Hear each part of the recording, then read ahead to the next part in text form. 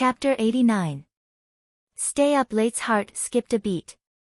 Seeing the little girl's demonic expression, he hurriedly bowed and called out, "Little master." Xiao Mu's chilly gaze landed on the old woman's mangled body on the ground. There was clearly not a single person in her pitch-black and serene eyes. Little master. Stay up late's expression changed slightly. He raised his voice slightly to pull Arbor out of her emotions. The little hand that was tightly holding the ferrule loosened in an instant. Her frosty little face relaxed a little. She turned her head to look at the anxious black-clothed youth and nodded. "I'm fine. Dispose of the body. Don't leave any traces behind." "Yes." Stay up late nodded. He skillfully picked up the old woman's body and sprinkled some white powder on the ground with his left hand. The puddle of blood quickly dried up and disappeared. The yard seemed to have returned to its usual calm. But Arbor's heart could not calm down. She lowered her head and looked at Brother who was lying in the corner with his eyes closed. She subconsciously clenched her fists tightly. She knew very well that stopping the bleeding on the chest would not be of much use. The old woman's attack had caused serious damage to Brother Hu's internal organs. No one in this small mountain village could heal him. "Little master, this little brother's injuries are serious. He might not live." Stay up late knew that the little girl was upset and wanted to comfort her. Arbor nodded and interrupted him. "Go take care of it." "Yes." Stay up late took 2 steps forward with the old woman. He heard the little girl's soft voice behind him. "I've troubled you. Next time, I'll be more careful." Stay up late paused for a moment. He did not know why, but his emotions were inexplicably complicated. She was so young, but her expression made it seem as if she had experienced the vicissitudes of life for decades. Just looking at her made one's heart ache. Stay up late cupped his fists and said, "I'm not afraid of trouble." He carried the old woman's body up the roof and disappeared in a few leaps. Arbor carried the unconscious Xiao Hu into the house.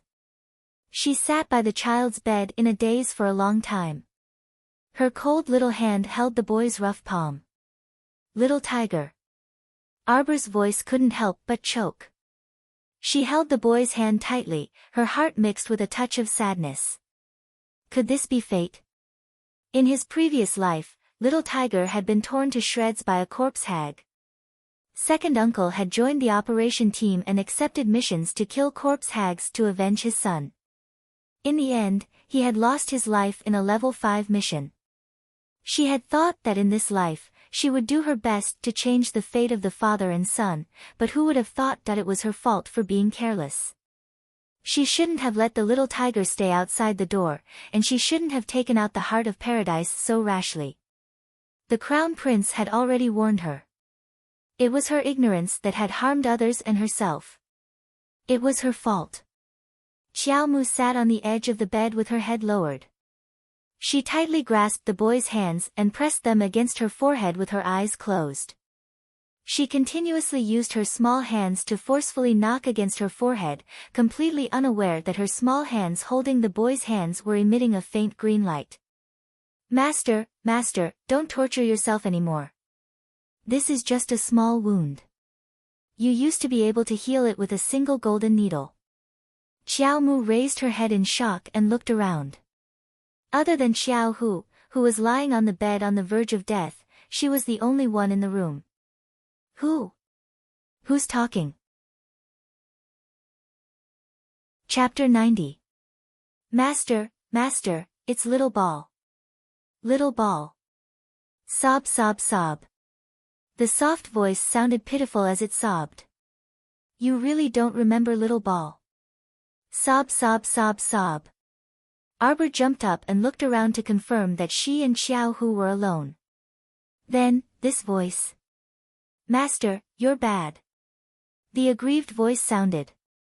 This time, Arbor realized that the soft voice didn't seem to be coming from the outside world. Instead, it seemed to be coming directly from her brain. Who are you trying to trick?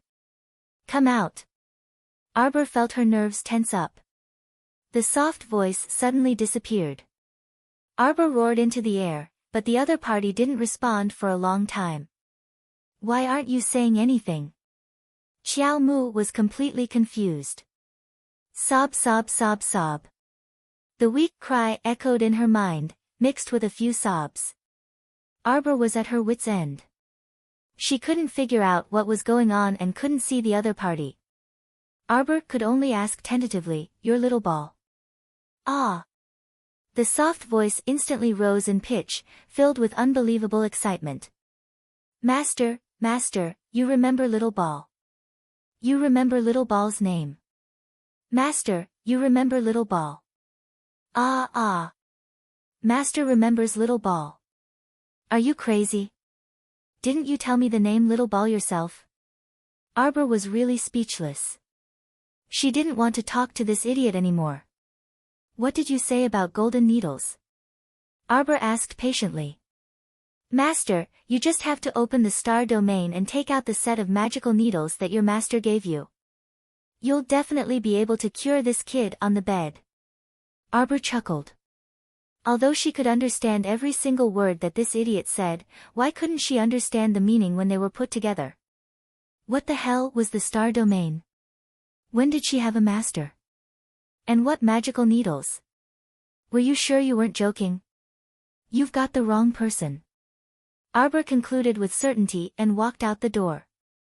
No matter what, she had to try to get someone to treat little ball. Even if there was only a slim chance of survival, she had to try. Master, Master, how could Qiuqiu recognize the wrong person? You're Qiuqiu's master. We've lived and died together for so long. I'm Master's only Qiuqiu. Arbor stepped out of the door, his delicate eyebrows furrowed. There was a nagging voice that kept echoing in his mind. Qiuqiu, Qiuqiu, Qiuqiu, he really wanted to slap it to death. Master, why don't you use your inner vision? Qiuqiu is in your Dantian's mystic domain. Qiuqiu won't lie to Master. Master, Master, Master. What a noisy baby. Wait a minute. Arbor stopped and stared at the tree. You're that tree. Fuck, that tree really became a spirit. Not only would he fight with her for the heart of paradise, but he could even speak now. She hurriedly went to her dantian to check on the strange tree, only to see a few thin and weak branches waving at her as if they were spasming. Master, Master. How can you talk? Master, Qiuqiu has always been able to speak. It's just that after most of Master's strength was sealed, Qiuqiu and Master went through life and death together, so we were also sealed. Qiuqiu has always been working hard to absorb energy from the outside world, until today. Stop. It's really you. You're secretly absorbing my mystic energy, right? Arbor angrily lashed out at the little tree. I was wondering why my dantian was so strange. Back then, the mystic domain that stored mystic energy was the size of an olive pit, right? Now, it's gone because of you. The reason why my mystic veins are so thin and weak is also because you've always been secretly stealing my mystic energy. When she first broke open her mystic veins, the mystic domain was still very normal. Later on, it freaking mutated. So angry. Chapter 91. Woo. Master, Qiuqiu is very useful. Qiuqiu's leaves can not only increase one's mystic energy, it can also strengthen one's body and prolong one's life. Woo woo, also, Qiuqiu can bloom and bear fruit in the future. If Master eats the holy fruit, your cultivation will at least increase by 2 levels. Feeling that its little master was disdainful of it, the sapling sobbed. Along with its sobs, the tree's body even trembled back and forth, looking very pitiful. Arbor was speechless for a moment. Looking at its bare sapling, then where are your leaves? My leaves have all been plucked by Master to feed those 2 foodies, woo woo woo. Speaking of this, Qiuqiu felt very sad. This unscrupulous master, as long as she saw that it had grown leaves, she would take them all away. Arbor's mouth twitched. Seeing how pitiful it was crying, she couldn't help but say, I definitely didn't pluck them. And even if I did, I wouldn't have plucked all of them. In any case, I would have left you two to cover up your ugliness. Although you make it sound like I really did this unscrupulous thing, I'm very clear that I didn't do it. Arbor chuckled coldly. It's you, it's you, it's you. Master, don't be so stubborn. Whether you plucked them or not, who else could be clearer than it? And who's a foodie? Arbor glanced at the sapling in annoyance. Get lost, how am I a foodie? Arbor, who obviously didn't hear what the sapling said, thought that the sapling was dissing her. Although I buried a lot of meat buns in my inner world, I didn't eat a single one. How can I be a foodie? I definitely won't admit it. Alright, you stay here. I still have things to do. Arbor couldn't be bothered to talk nonsense with the sapling.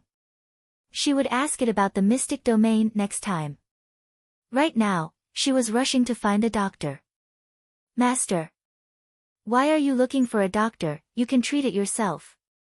Also, how can those country bumpkin doctors have the ability to treat this brat's internal injuries? Although this sapling spoke as if it was true, she was very clear that from her previous life to this life, she had never studied medicine. Cure my ass. Master, why don't I try and see if I can get a healing pill from the star field?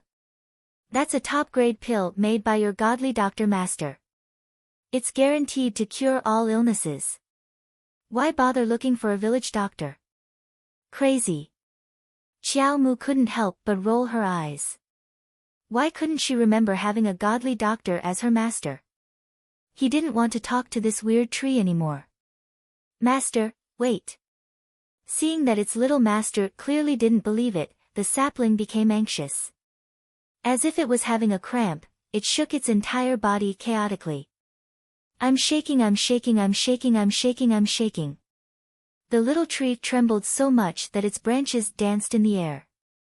If it could transform into a human form, it would probably be in tears by now. How tiring. He had to expend so much effort just to retrieve a single healing pill.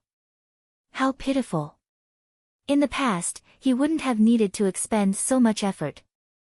Just as Xiao Mu's patience was about to run out, she saw a glaring golden light appear at the top of the small tree and disappear in a flash. A round crimson pill suddenly popped out from under the tree root. Xiao Mu was a bit dumbfounded, and she reflexively reached out to catch that pill. Little master, I'm so tired. The sapling's voice was clearly much weaker, and it was no longer as lively as before. I need to rest for a while. I can't see little master for the next 2 days. Also, don't snatch Paradise Planet. I need it to recover. The sapling's voice disappeared. Arbor was a little irritated as he looked inside himself. He saw that the sapling's bare branches were drooping in exhaustion, and the green light that covered the tree's body was much dimmer. The child retracted her gaze and lowered her head to look at the pill in her hand. A faint medicinal fragrance lingered in the air. Arbor's eyes were filled with confusion. Chapter 92. The pill melted as soon as it entered his mouth, and in less than 15 minutes, Xiao Hu's pale little face gradually turned rosy. Xiao Mu sat beside him on the bed, in a daze for a long time. In her previous life, her mystic meridians opened at the age of 16. In this life, she opened her mystic meridians at the age of 7. In her previous life, the apparition of her mystic meridians only appeared when she was about to die. In this life, the apparition of her mystic meridians had already appeared. In her previous life, when her inner world first opened, there was nothing in space and time. In this life, her inner world was filled with treasures that made people drool. In her previous life, her dantian was just a dantian, and her mystic domain had always been in the center of her dantian. In this life, her dantian was like a pitch-black starry night. Not only did a tree grow in it, it even destroyed her mystic domain. In her previous life, she had never seen the golden talisman jade tome, nor had she ever cultivated talisman techniques. In this life, it was as if she had won the lottery, inexplicably obtaining the golden talisman jade tome, and even learning how to draw talismans. With so many strange changes, no matter how insensitive she was, she realized that it seemed her life was missing an important part of her past. Was it possible? Why did she remember the events of her previous life so clearly, but had no impression of this strange tree? What the hell was the star domain? That tree must know something. Arbor couldn't help but use her inner sight to see if the tree was any better. Unfortunately, ever since she gave the pill, the tree seemed to have completely withered, its branches drooping motionlessly on the ground. Arbor thought that if it could transform into a human now, it would probably do the same paralyzed pose as her. Jojo. Mother's voice came from outside the courtyard. Xiao Mu's figure moved, and when she looked up, she saw that Xiao Hu had opened his eyes and was looking at her with a confused expression. Little sister.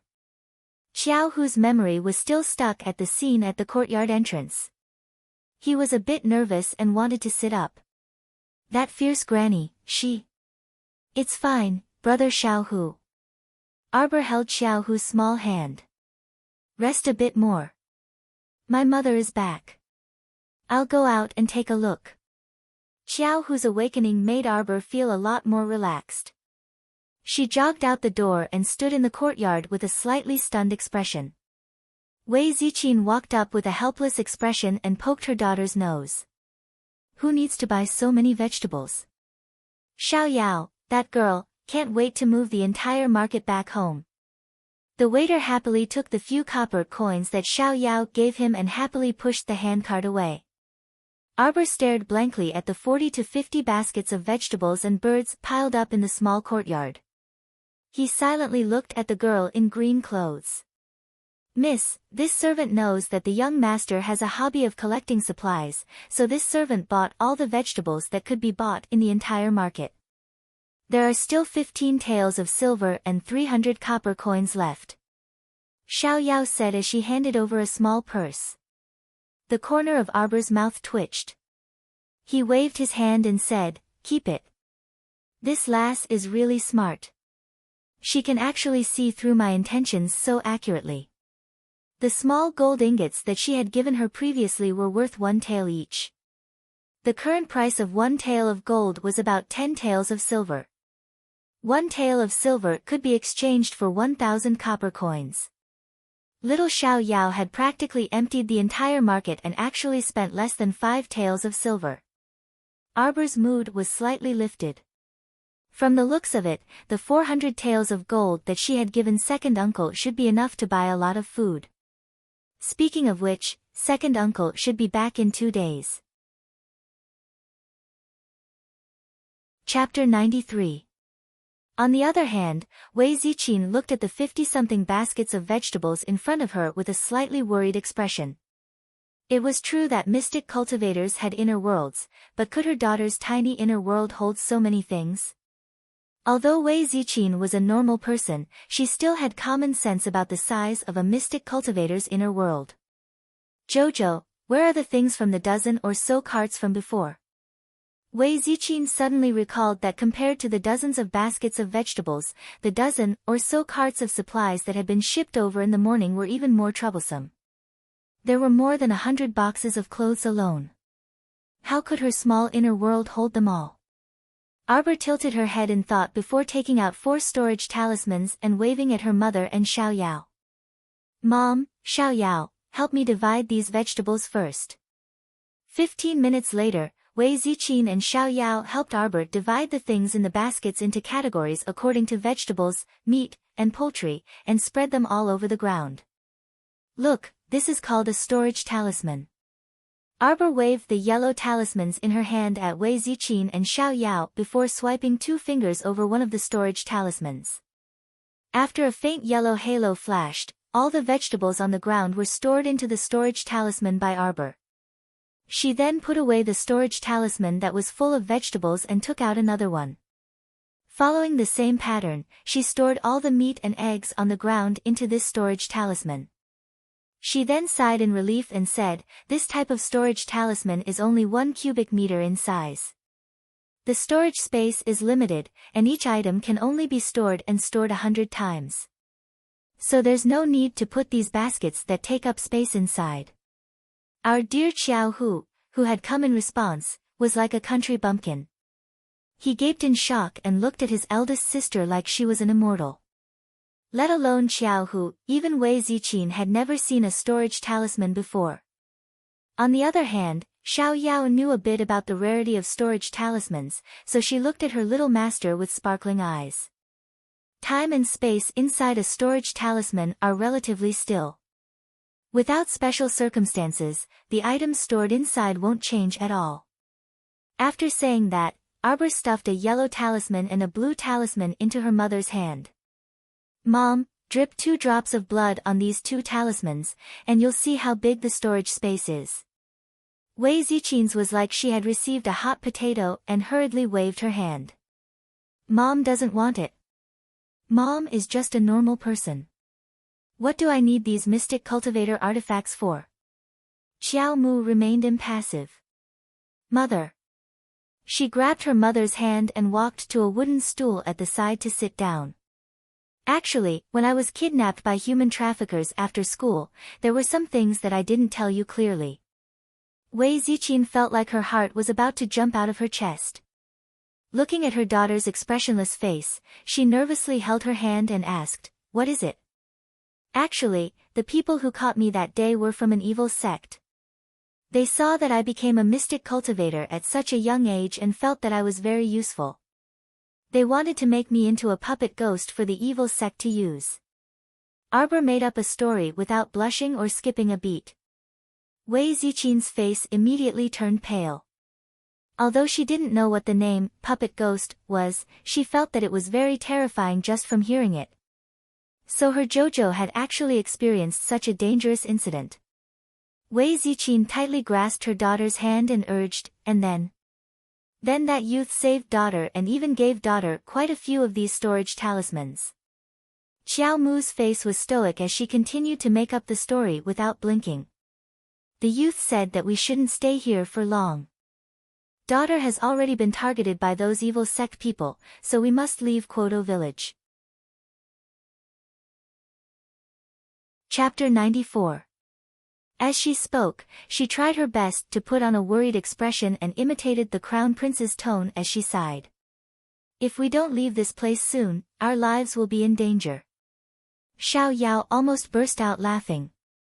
Little Mrs. face was really unsuited for this kind of strange expression. She was so worried that she didn't notice it. Instead, she looked paralyzed and her face scrunched up into a ball. It was inexplicably comical. Eldest aunt, we can't let those bad people take eldest sister away, Xiao Hu said hastily. Other than his face being a bit pale, his body looked fine. This child wasn't someone who could rest well. He wanted to get out of bed as soon as his body recovered. Thankfully, that life-saving medicine was really effective, so Arbor was relieved. Wei Ziqin couldn't tell at all that Xiao Hu had suffered serious internal injuries and was about to step into the gates of hell.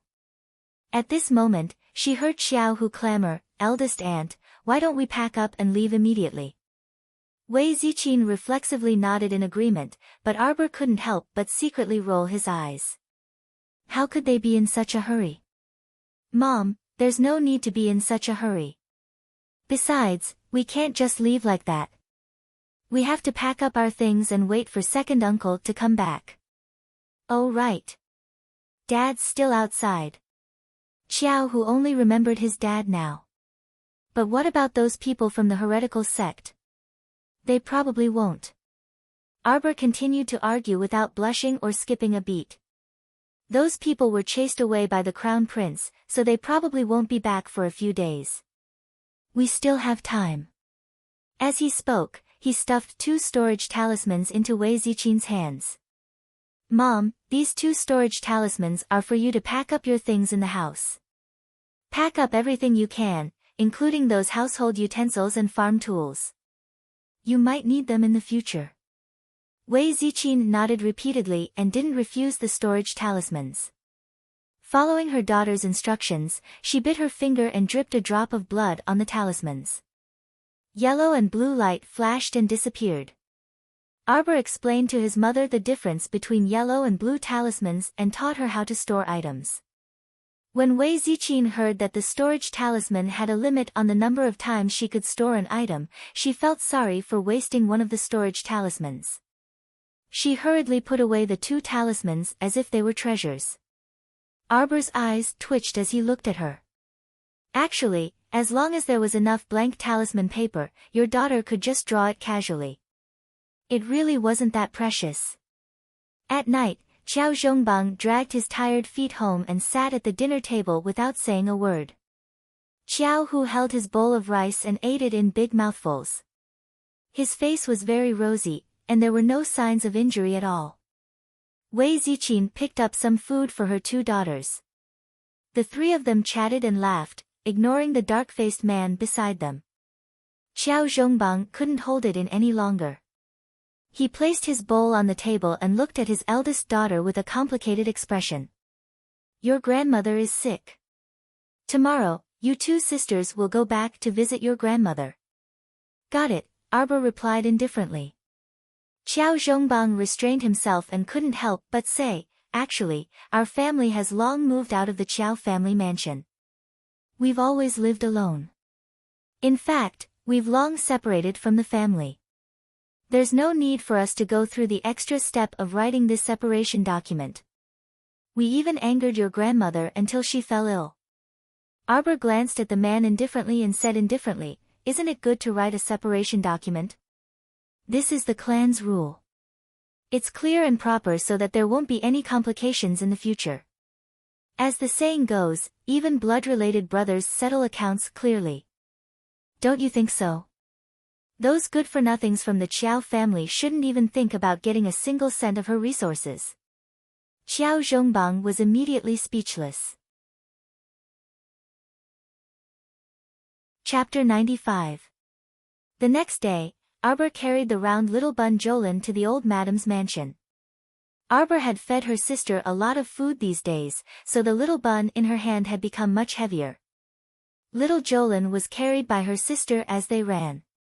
She clapped her hands from time to time and called out softly, "Sister, sister." Looking at her happy expression, she couldn't wait for her sister to run faster and fly for a while. At this time, the sky was just beginning to brighten. Arbor deliberately ran to the Qiao family's mansion early in the morning with her little sister and started banging on the door. The doorkeeper opened the door sleepily and looked at the 2 girls in front of him with a baffled expression. He naturally recognized these 2 girls from the First Branch family, but the old madam had never liked them. Now that they came to disturb her sleep so early in the morning, his attitude was not polite. Father told us to come visit grandmother. Arbor's little face was cold as she carried the little bun in one hand and was about to step through the door. The doorkeeper hurriedly blocked the 2 of them at the door and said impatiently, "Wait, I have to go get someone to inform grandmother." Arbor shook the little bun in her hand. Jolin immediately remembered what her sister said to her on the way here. Lin, when we reach grandmother's door, just cry. Don't say anything. We'll cry all the way back. When you're done crying, sister will give you meat buns when we get home. Jolin's mouth watered at the thought of meat buns. She blinked her eyes and burst into tears. Her voice was full of emotion as tears streamed down her face. Grandmother! Grandmother! The little child screamed at the top of her lungs, dragging out her sobs in a pitiful manner. Xiao Mu suddenly felt that her little sister really did have a talent for acting. Look at her acting. Tears came out on a whim. That was pretty good. Although the sky was bright at this time, some of the villagers who were rushing to the fields had already woken up. When they passed by, their eyes curiously glanced at the Qiao family's mansion. The doorkeeper was a bit dumbfounded. He didn't expect the little child to start crying just like that. His hand holding the 2 children froze in midair. My granddaughter learned that my grandmother was ill and came to visit her. Since grandmother doesn't like it and won't let me in, then I'll come visit another day. Arbor coldly recited a line, picked up the crying Xiao Lin, turned around, and ran. The gatekeeper was dumbfounded. Hey, little ancestor, can't you let me send someone in to inform them? After receiving her sister's order, Xiao Lin really cried all the way back. Xiao Mu already knew that the little bun was small, but her voice wasn't small at all. As she cried all the way back, she truly caught everyone's attention. Her small face looked miserable and pitiful, and the villagers all asked each other about it. When they learned that the Arbor sisters had come to greet the old lady out of goodwill but were chased away, they looked at each other in dismay. It seemed that the rumors about the separation of the Qiao family 2 days ago were true. This old madam of the Qiao family was really unkind. Arbor carried the crying Qiao Lin home and coincidentally bumped into Qiao Zhongbang, who was about to leave. Wei Ziqin had just come out of the kitchen after washing the pots and pans. When she saw her little daughter crying, she hurried over to comfort her. When Qiao Zhongbang asked for the reason, his entire face turned awkward. "I'm afraid I won't be able to enter grandmother's house in the future," Arbor said with a cold expression. "So, do you still need to visit grandmother every now and then to greet her?" Chapter 96. Qiao Zhongbang knew that he was in the wrong and was extremely embarrassed. After a while, he said, Why did you let your sister cry all the way back?" Just like that, Xiao Lin cried all the way back. Everyone in and out of the village knew that his old mother had blocked the 2 young daughters outside the Qiao residence and didn't allow them to enter. He was the one who called his 2 daughters back to pay respects to old madam, but who knew that they couldn't even enter the door? Qiao Zhongbang only felt his face burning. Arbor glanced at him indifferently. Once little sister cries, even mother can't coax her. What he meant was that he was just a baby and really didn't know how to coax little sister to stop her from crying. Qiao Zhongbang felt aggrieved when he saw Qiao Zhongbang's expression that said, "Go ahead if you can." He stammered and moved his lips, but couldn't force out a word. He could only sigh and sit to the side, not planning to go out and visit his mother. The village was only so big, so the rumor that old madam was unkind and refused to let her 2 young granddaughters in had reached old madam's ears. Old madam was really wrong this time. She didn't know that Arbor had come and left early in the morning. She was so angry that she fell back and fell sick again. After this incident, Qiao Zhongbang completely stopped and never said that he wanted to visit your grandmother again.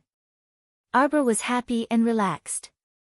When he was free, he focused on cultivating mystic energy in the room.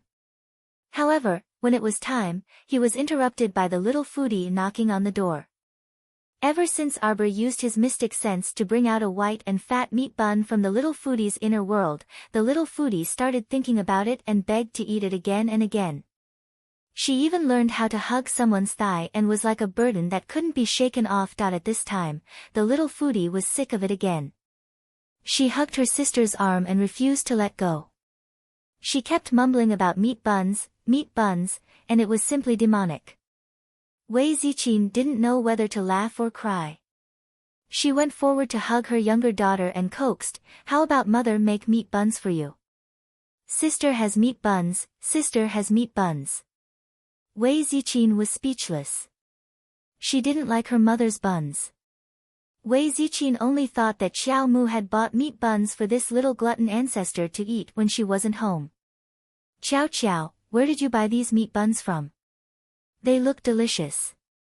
Look at how your sister is thinking about them every day. Why don't we go buy a few more?" Arbor was speechless. To be honest, she had never eaten that meat bun before. How would he know if it tasted good? "Sister has it, sister has it." Sister took it out with a whoosh, the little foodie clamored. Wei Ziqin and Xiao Mu looked at each other in bewilderment. Arbor wanted to cry. If she could take it, she would have taken it out to stuff the little foodie's long-winded mouth. However, the last time she had used her mystic sense to fish out a meat bun with great difficulty, the gate to the inner world had been tightly shut, not allowing her mystic sense to enter again. Who would have such an arrogant inner world? Only her family had it, okay? The 3 of them were talking when they heard hearty laughter from outside the courtyard. "Brother, sister-in-law, Jojo. Your second uncle is back. Second uncle. Arbor jumped off the chair. Seeing that the little foodie was hugging her arm and refusing to let go, she simply picked her up and ran out. She talked to the little foodie along the way. Sister has peaches. If you're good, I'll give them to you tonight. If you're not, you don't have any. When the little foodie heard that there were peaches, she immediately stopped making a fuss and nodded repeatedly. Sister, I'll be good. Then you're not allowed to talk. The little foodie immediately reached out two chubby little hands and covered her little mouth with them. Chapter 97. Second Uncle. Arbor finally got Xiao Zhongxing back, so how could she not be happy? The moment she walked out the door with the little bun, she saw a well-built man with a tanned face standing at the door and looking at her with a grin. Second Uncle, it's been hard on you. Second Uncle had been running around outside for a while, so it looked like he was quite busy. Fortunately, there was Second Uncle to help her purchase supplies. Otherwise, with her young age of 7, her hands and feet wouldn't be able to do anything. Second younger brother, you're back. Come in and take a seat. Your older brother is also in the room. Wei Ziqin went out to welcome him with a smile. No need, eldest sister-in-law. I'll rest after I'm done. Xiao Zhongxing shook his head with a smile and gestured to Arbor. Jojo, let's go. There are too many things, so we can't drag them into the village. Second Uncle asked the convoy to gather at the foot of Hulun Mountain. Let's go over and take a look. Okay. Xiao Mu nodded and inwardly praised Second Uncle. It's good to drag her to Hulun Mountain. After sending the others away, I can focus on organizing the supplies and avoid attracting the envy of the villagers and greedy people like Madame Nei Li and Xiaoying Chun.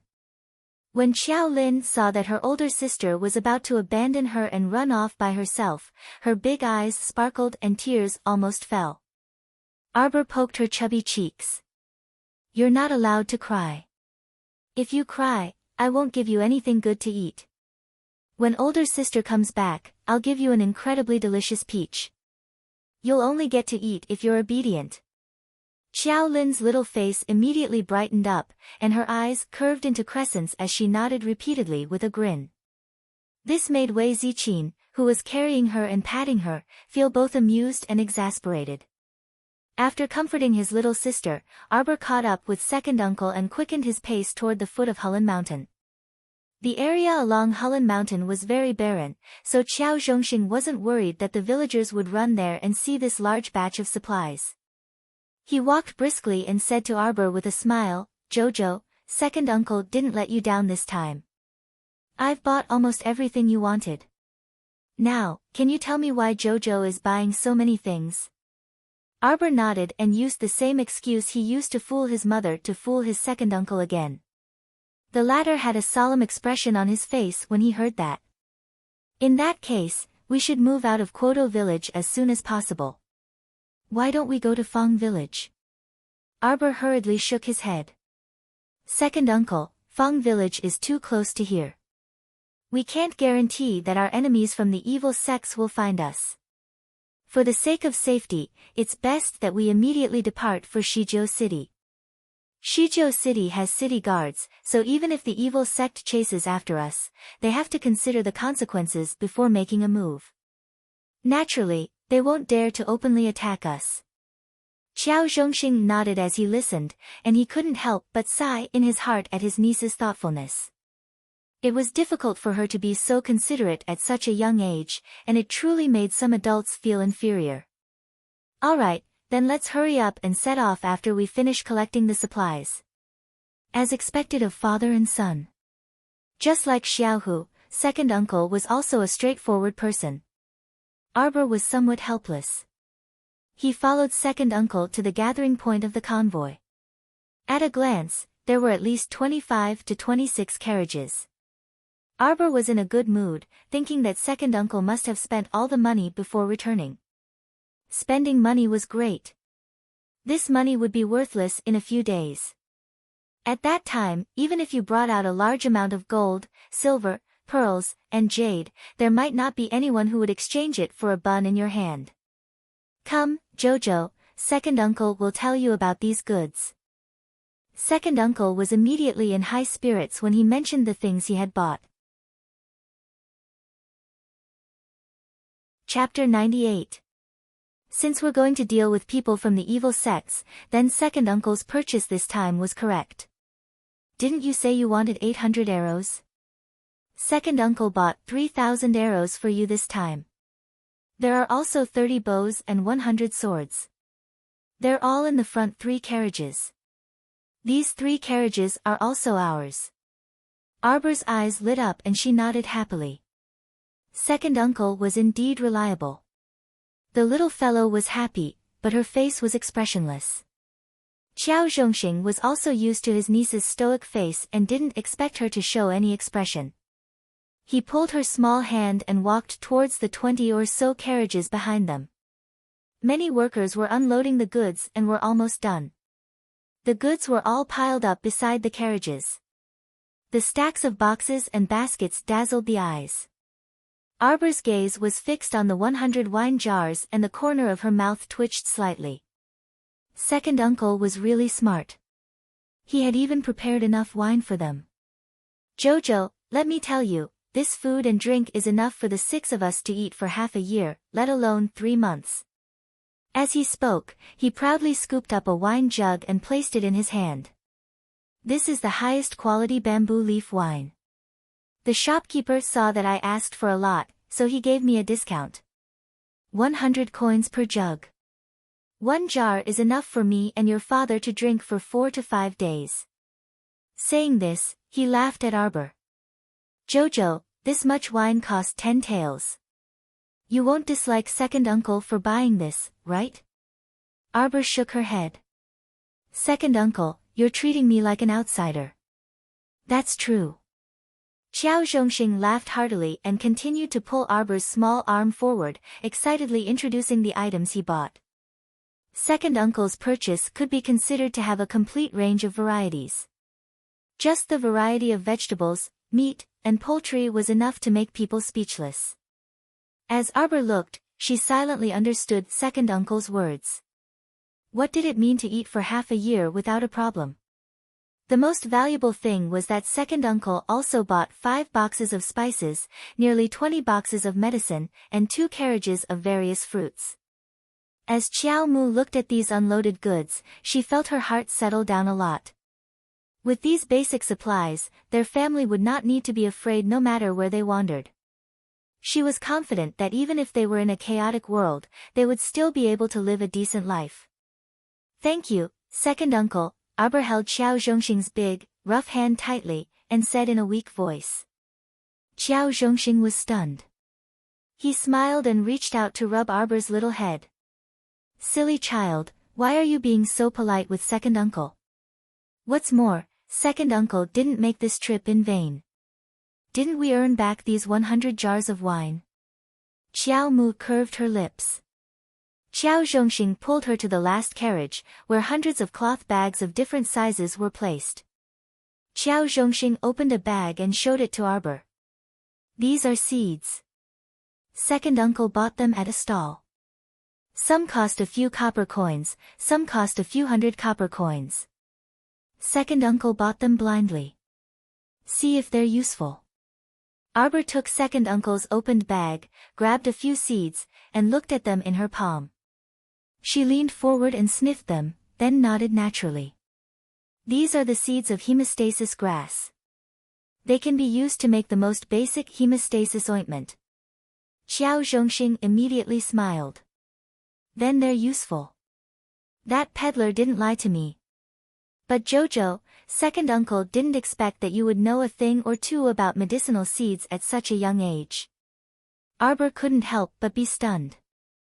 Her little hand holding the seeds stiffened slightly, and a strange feeling surfaced in her heart. That's right. How did she know that these were the seeds of hemostasis grass? Chapter 99. Second uncle, take these people and leave first. Arbor gave her uncle a look, and Xiao Zhongxing immediately understood. He nodded and gestured for those workers to pull the 20-odd carriages away. Jojo must have her reasons for sending these people away, so Xiao Zhongxing did not ask further. Aoyi, Arbor softly called out after seeing the carriages leave one after another. The black-clothed youth appeared not far behind her like a shadow and cupped his hands in greeting. Little master.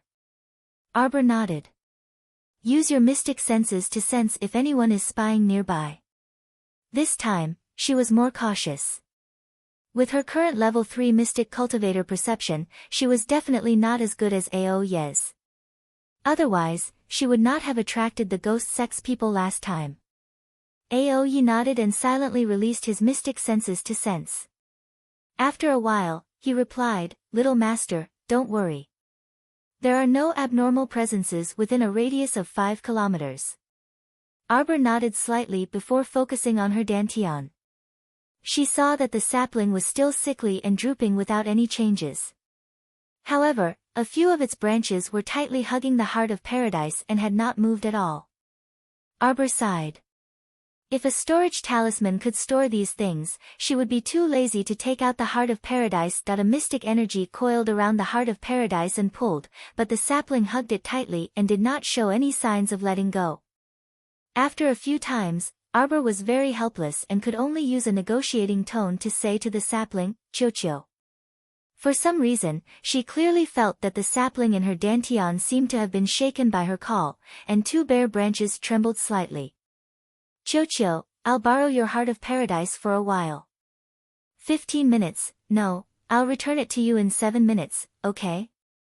Look, there are so many things here, I have to take them away.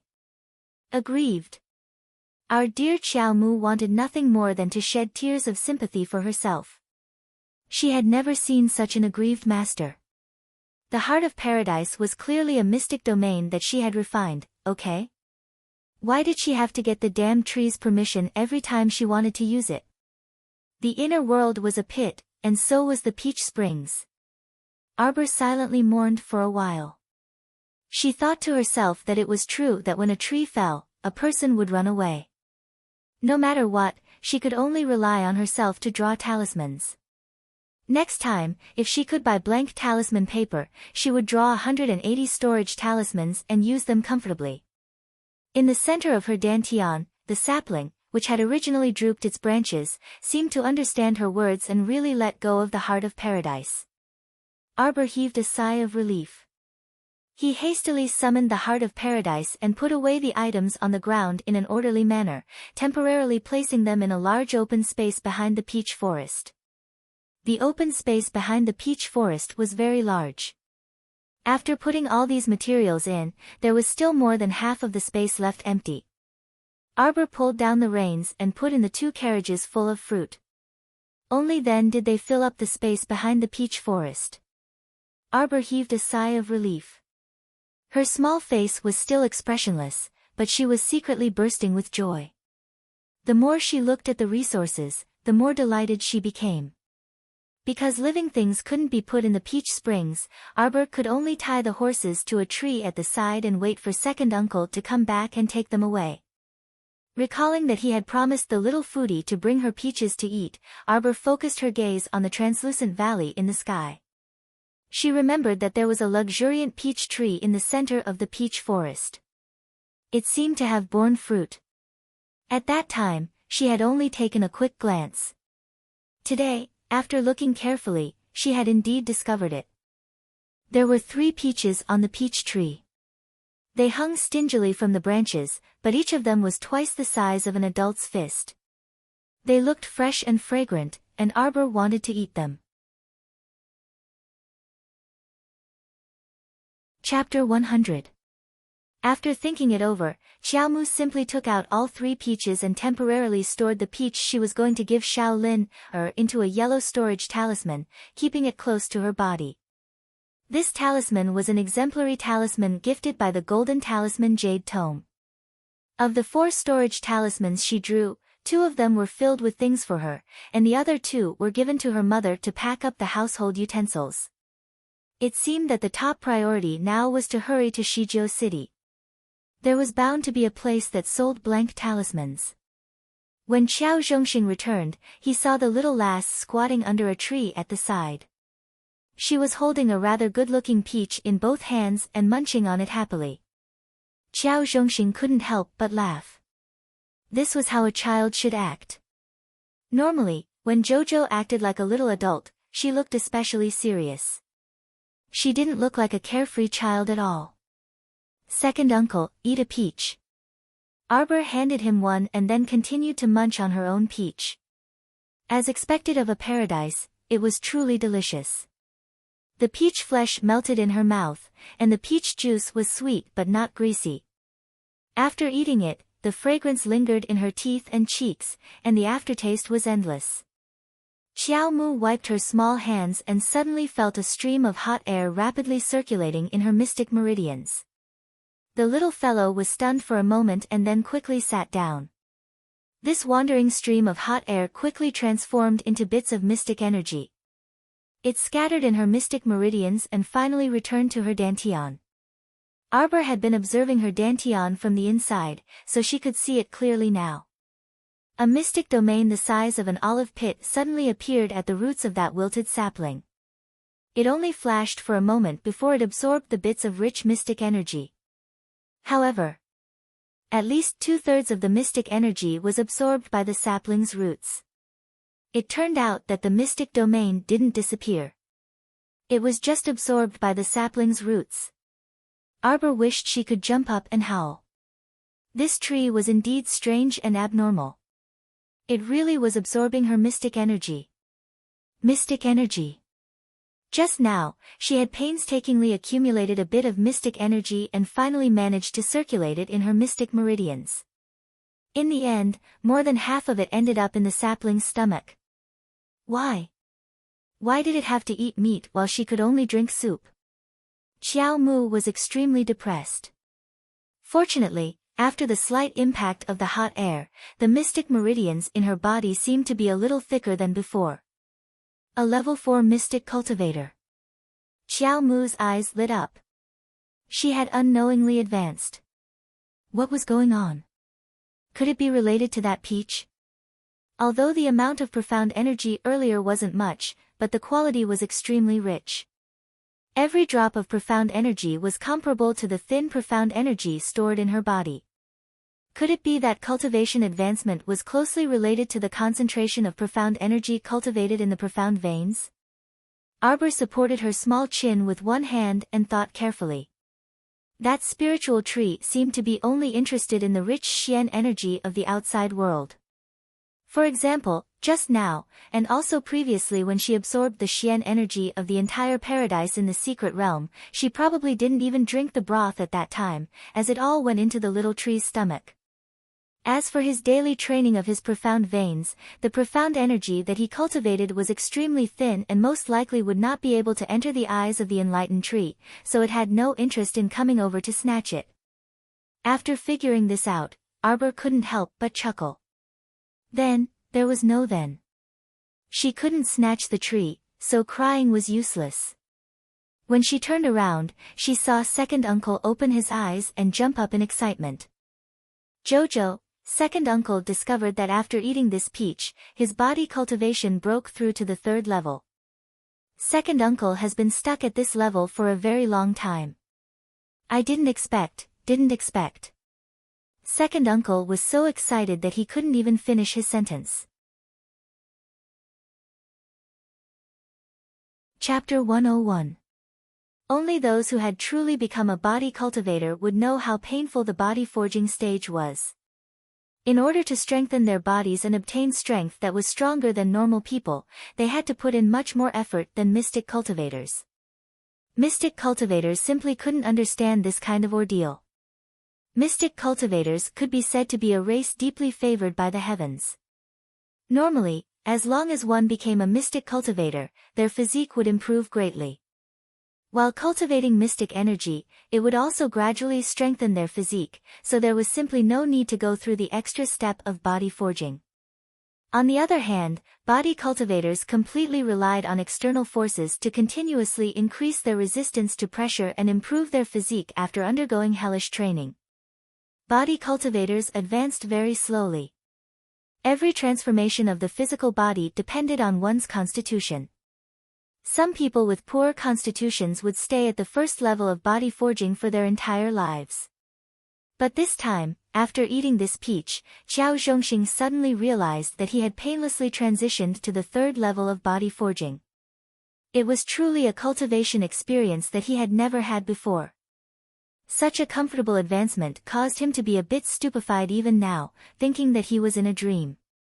One had to know that he had been stuck at the second level of body forging for a full 3 years. It was quite inconceivable that he had advanced so quickly. On the other hand, Arbor didn't feel anything after suddenly advancing to a level 4 mystic cultivator. Her face was expressionless and calm as usual. Haha, what was there to be excited about? If she had taken all of the mystic energy in the paradise for her own use that day, let alone a level 4 mystic cultivator, she might have even become a level 6 or level 7 mystic cultivator. Thinking about how unkind the spirit tree was, Qiao Mu's heart felt stifled. Arbor's brows involuntarily twitched when she realized that her second uncle had happily picked her up. To be honest, she was already in her 30s, so she really didn't like other people picking her up for no reason. Qiao Zhongxing didn't carry her for too long and placed her on the carriage with a chuckle. He jumped onto the carriage and whipped the horse, causing the carriage to gallop back to the village. After sending Arbor home, Qiao Zhongxing immediately turned back and led the remaining 5 yellow-maned horses home. Wei Ziqin prepared a table of dishes and invited Xiao Zhongbang into the courtyard to drink with him. Arbor was not hungry for the time being, so he walked out with a horse in each hand. Xiao Zhongbang stared at his eldest daughter's back with a complicated gaze. Qiao Zhongxing took a sip of the bamboo wine and narrowed his eyes. He glanced at Xiao Zhongbang and asked, "Big brother, what's wrong with you?" "Jojo, that kid." Xiao Zhongbang heaved a long sigh. This child had changed too much. Sometimes, he was so unfamiliar that he couldn't help but feel apprehensive. Xiao Zhongxing put down his chopsticks and shook his head at his older brother. "Big brother, it's not that I want to criticize you, but Jojo is such a sensible and good child. It's hard to find one even with a lantern. What are you dissatisfied with? Today, your sister-in-law told me that she will move out of the village in 2 days." Qiao Zhongbang's expression was complicated. When he first heard this, he thought that his wife was joking with him. They had lived in Quoto village for so many years and had always been living well. How could they move out just like that? Qiao Zhongxing rubbed his nose. "I heard about this too. So be it. This isn't a good place anyway. Big brother, let me tell you." When Arbor was far away, she threw the Qiao brothers' long-winded conversation to the back of her mind. She led the horse into the nearby courtyard of Qiao Lu's house. Qiao Lu's aunt heard the noise and quickly walked out. "Jojo is here." Chapter 102. Sixth Aunt Xiao welcomed Arbor in and said with a bleak and bitter smile, "Jojo, you're so considerate, coming to visit your sister Xiaoya again. She's in her room, but she still doesn't want to see anyone." The incident that happened at the Quoto village market that day was still vivid in his mind.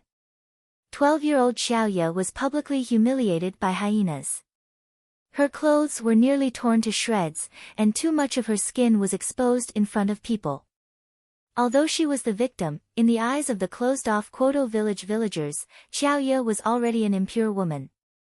2 days ago, there were even a few ignorant village women who clamored about burning Xiaoya to death to purify Quoto village. He really didn't know what those people's brains were made of. Xiaoya didn't dare to go out at all during this period. She couldn't face the villagers pointing and gossiping, and even more couldn't face that humiliating experience directly. Arbor sighed.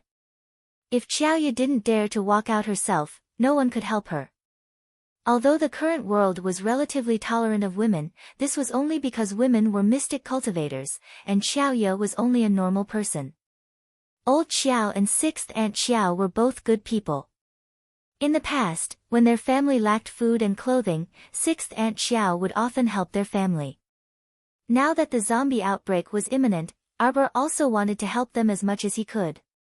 As for the other villagers, at her age, she truly couldn't care too much. Even if she went door to door and earnestly persuaded the villagers to leave, they would only think that she was crazy. They might even think that she was possessed by a ghost and want to burn her again. Everyone had their own fate, so she hoped that they would be able to fend for themselves. Jojo, come sit. Sixth Aunt Xiao wiped her hands on her apron and pulled Arbor to sit down. Your sixth uncle went out to pick vegetables and hasn't returned yet. Jojo, these 2 horses of yours are. Sixth Aunt Xiao had already seen Arbor leading the 2 horses in, so she couldn't help but look puzzled. Arbor had already tied up the horses in the courtyard and said to Sixth Aunt Xiao, Sixth Aunt, our family will be leaving Quoto village the day after tomorrow. How about you and sixth uncle bring Sister Xiaoya along?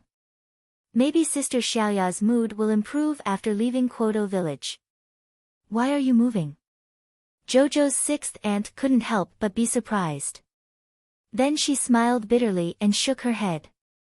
Jojo, sixth aunt and your sixth uncle have been rooted in this village for decades. Where else can we move to? Don't worry, your sister Xiaoya is just a little stubborn. I'll go and comfort her more, and she'll be fine soon. Arbor was not so optimistic. She clearly knew that ordinary people like Xiao Lu and Xiao Lu were vulnerable in front of a zombie. That thing would kill their family of 3. She couldn't help but advise her again, but sixth Aunt Xiao only comforted her not to think too much. She only said that after this critical juncture, the family would definitely get better. She didn't have any intention of leaving Quoto village. Arbor sighed. He had no choice but to leave 2 horses for their family.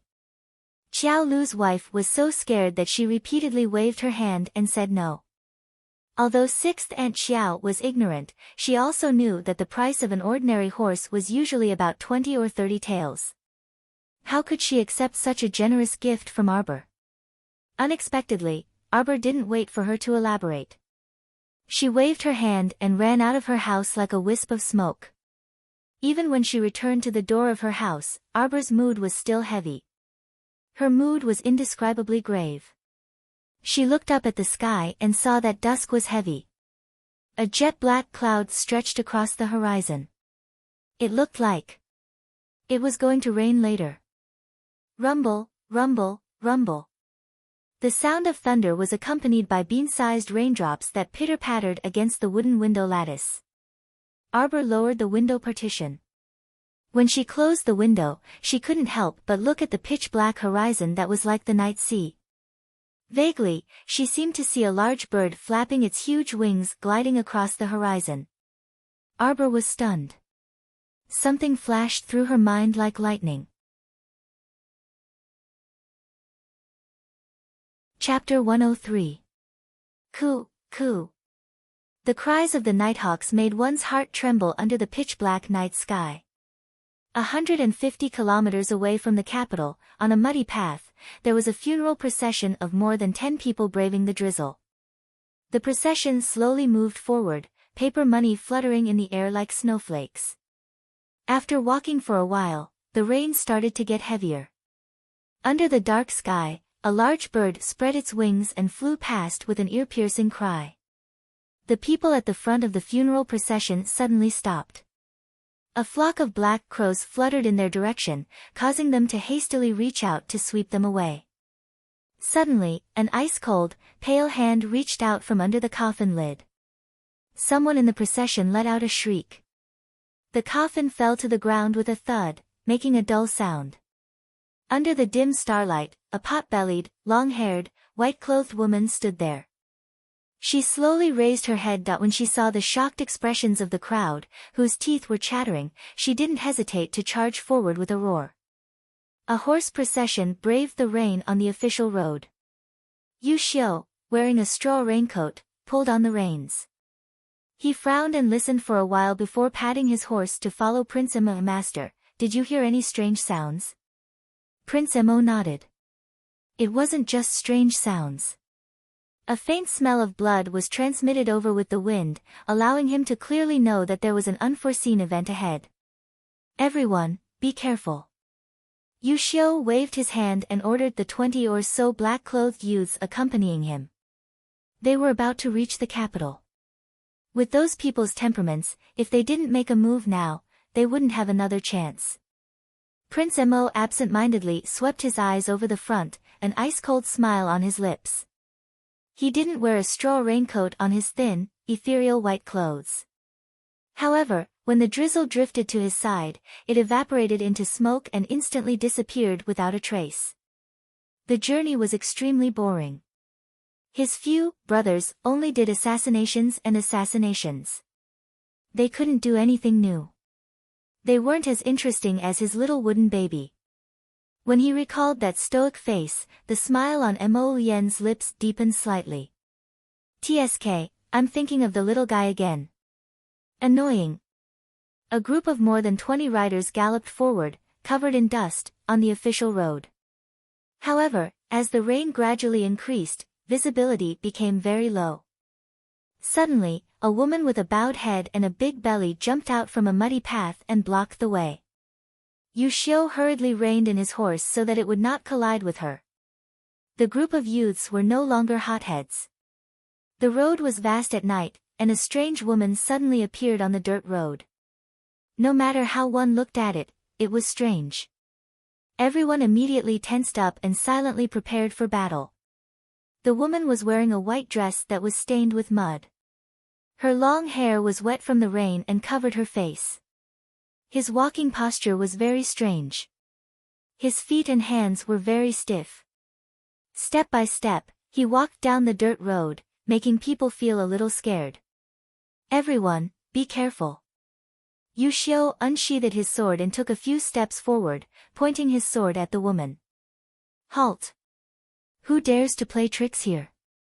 Prince Mo raised his eyebrows and glanced at the woman who was blocking his way.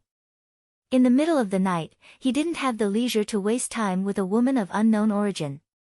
"She doesn't want to leave. Help her." The crown prince's indifferent voice slowly sounded. Yushio immediately raised his sword. In the blink of an eye, the woman abruptly raised her head. Her pale face was stained with blood, and her eyes were strangely protruding. She opened her mouth and let out a ghostly howl. Without waiting for Yushio to act, Prince Mo already waved his sleeves. Chapter 104. After the sound of the wind, the pale figure in the middle of the road fell down heavily. Crown Prince Mo unhappily smoothed out a crease on his sleeve, a faint sneer on his face. The assassin this time's makeup looks like a ghost's. I wonder which idiot's handiwork came from. Do you think you're a ghost just because you turned into a ghost? Do I look like I'm afraid of ghosts? What a joke. Yushio silently twitched the corner of his mouth, raised his hand with a cold face, and said to the others, "Let's continue." "Wait." Prince Mo's cold voice sounded again at this time. Everyone tightened their reins in unison, waiting for orders in a well-trained manner. In front of them, the woman who fell on the ground and was covered in mud was slowly crawling up with great difficulty. Her movements were very slow, and the sound of bones cracking could be heard from time to time. "Ha, this is a bit interesting." Mo Yen nonchalantly raised her eyebrows, her phoenix eyes moving slightly, smiling as she stared at the woman in front of her. That woman's left hand was unnaturally twisted, and after struggling to crawl up from the ground, she seemed to have identified Prince Mo as her target. She grimaced and staggered forward. But before she could pounce forward again, she was swept away by Prince Mo like a fly. But very quickly, the woman crawled up again. But her right leg was crippled, and her movements were very slow. Her entire body was covered in mud, and the original color of her white clothes couldn't be distinguished. Mo Yen was very clear that although 2 consecutive sweeps seemed light, in reality, even if he only used a fraction of his strength, it wasn't something a normal person could withstand. So, this woman in front of her really wasn't a human. Protect the Emperor. Protect the Emperor. Yu Xiu saw that woman crawl up from the ground again, and immediately felt a slight chill down his spine, and couldn't help but shout loudly. What are you nervous about? Mo Yen indifferently swept a glance at Yu Xiu, raised her wrist, and pointed in the direction of the woman. A solid ball of fire flew in front of the woman at the speed of light, and immediately pierced through her forehead, quickly burning inside her body. Although this was not the first time they had seen it, Yu Xiu and the others still could not help but watch the scene in front of them with fear and trepidation. The Crown Prince's methods were indeed cruel. Compared to his immortal-like appearance, his gentle and elegant face, it was poles apart. He's really dead. A faint voice floated out from his lips. It was not hard to guess that there was a trace of disappointment in it. Yu Xiu's head was filled with black lines for a moment. My lord. Your flame projectile is so smooth that it can directly burn a person from head to toe into ashes. Not even a trace of brain juice is left. What can you do if you don't die? If Qiao Mu were here, she would definitely curse him for being crazy. How many people had lost their lives to the corpse puppets without being able to put up any resistance? Yet, this man had taken care of them in a matter of minutes.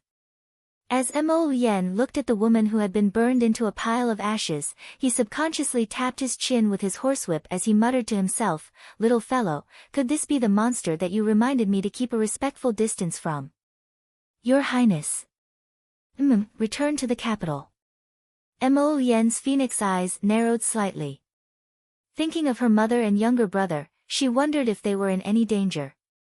With a light flick of the horsewhip, the group quickly disappeared into the night. Near the official road, on the muddy dirt road, there were more than 10 corpses lying haphazardly. A gloomy wind blew miserably. Suddenly, the corpses opened their bulging eyes at the same time, letting out ghostly wails and wolf howls at the dark horizon. Chapter 105. That night, it was raining cats and dogs in Kwoto village. Arbor closed the wooden window. He had been feeling uneasy, so he laid on the bed with his clothes on and listened to the sound of the rain hitting the window frame. Little Linner, who was beside him, was wearing a honey-colored jacket and holding a juicy peach in her arms. She was sprawled out in her sleep and was even snoring softly. Arbor tossed and turned, but he couldn't fall asleep.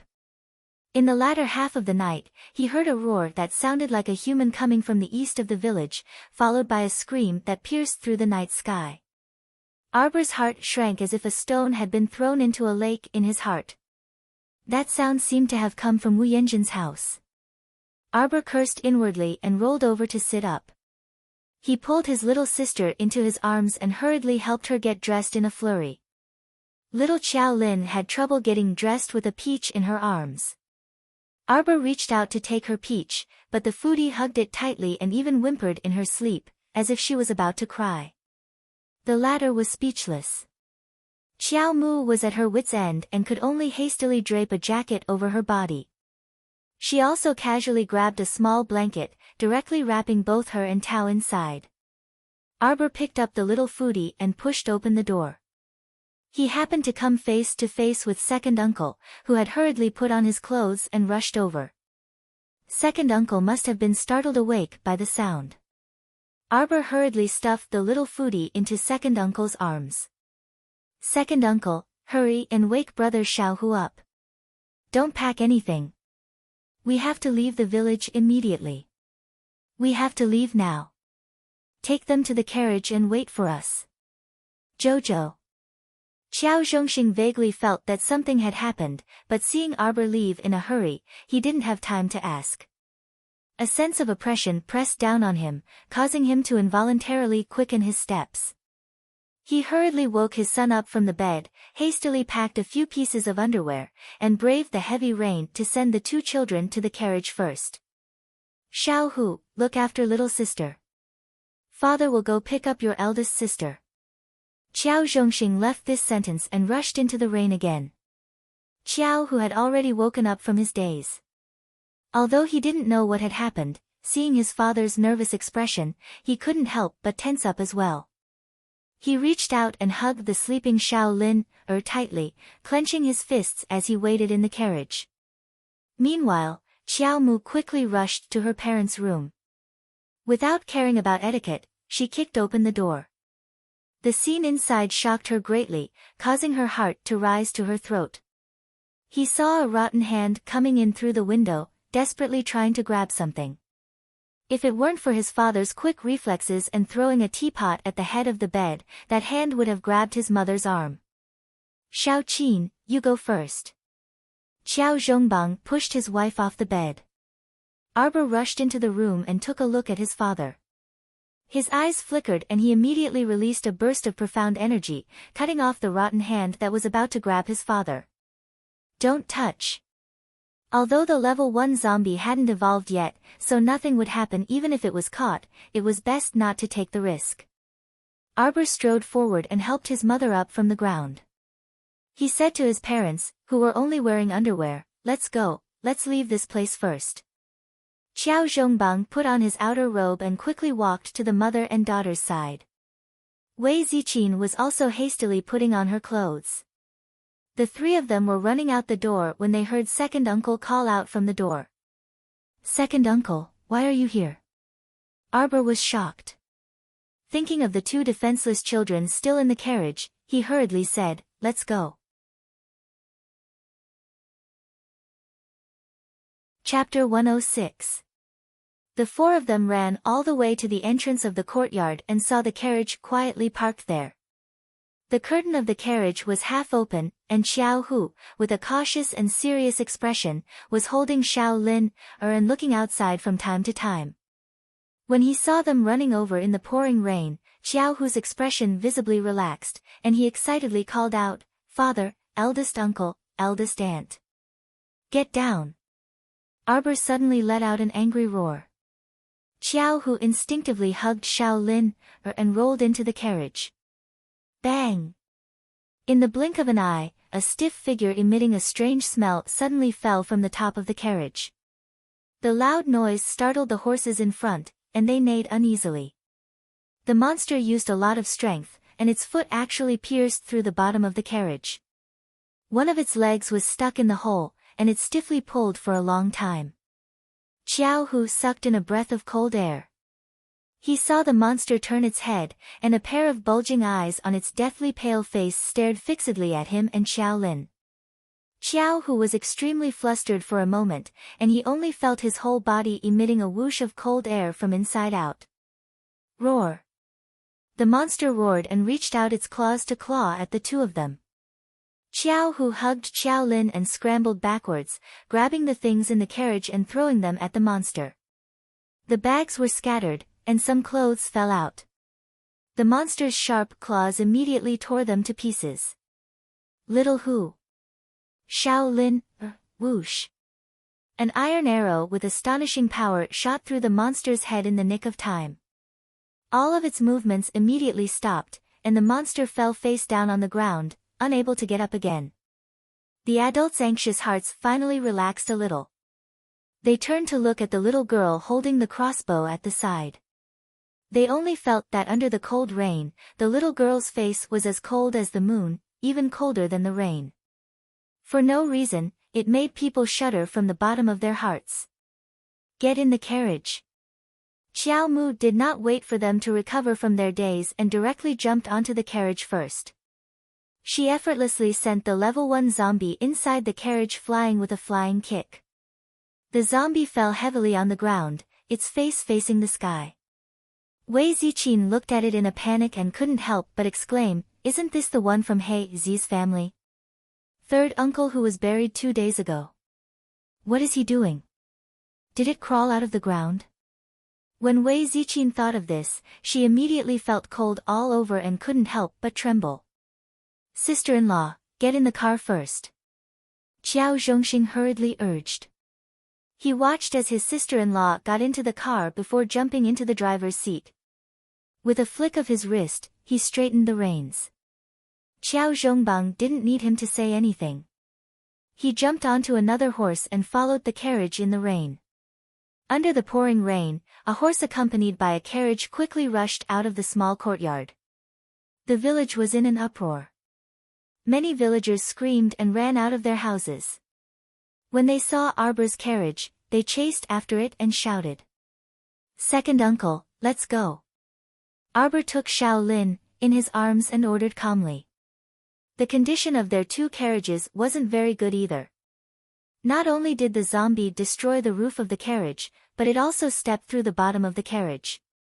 Now that it was raining heavily outside and drizzling inside, everything was wet and very uncomfortable. Qiao Zhongxing wasn't stupid. He naturally knew that they couldn't even take care of themselves right now. He quickly whipped the horse, causing it to gallop forward in pain and hurry towards the entrance of the village. The calmest was Shaolin. The commotion outside was so loud, but this girl was sleeping soundly with a peach in her arms. There were no signs of her waking up at all. She really was a big-hearted child. Chapter 107. Qiao Zhongxing yelled and made the horse speed up, riding side by side with Qiao Zhongbang. The two of them glanced at each other and saw a monster pounce on a village woman who was madly running forward from behind. A pair of withered hands tightly strangled the village woman's neck. The woman let out an ear-piercing shriek and waved her fists and legs desperately. Before they could take a closer look, the carriage had already sped past them as fast as lightning. Behind them was a group of wailing and waving ants, who were continuously shouting, "Let us get on the carriage, and, please take us along." Qiao Zhongbang pursed his lips and couldn't help but turn around to take a look. He said in a hoarse voice, "Second brother. Eldest brother, we can't bring so many people." Qiao Zhongxing's face was cold and stiff as he suddenly whipped the horse, causing the pained horse to gallop forward madly. Arbor hugged Xiao Lin, and sat in a corner of the carriage, avoiding the rainwater that poured in. His thin brows were tightly knitted together, and his small hands involuntarily clenched under his sleeves. For days, a full 4 days ahead of schedule.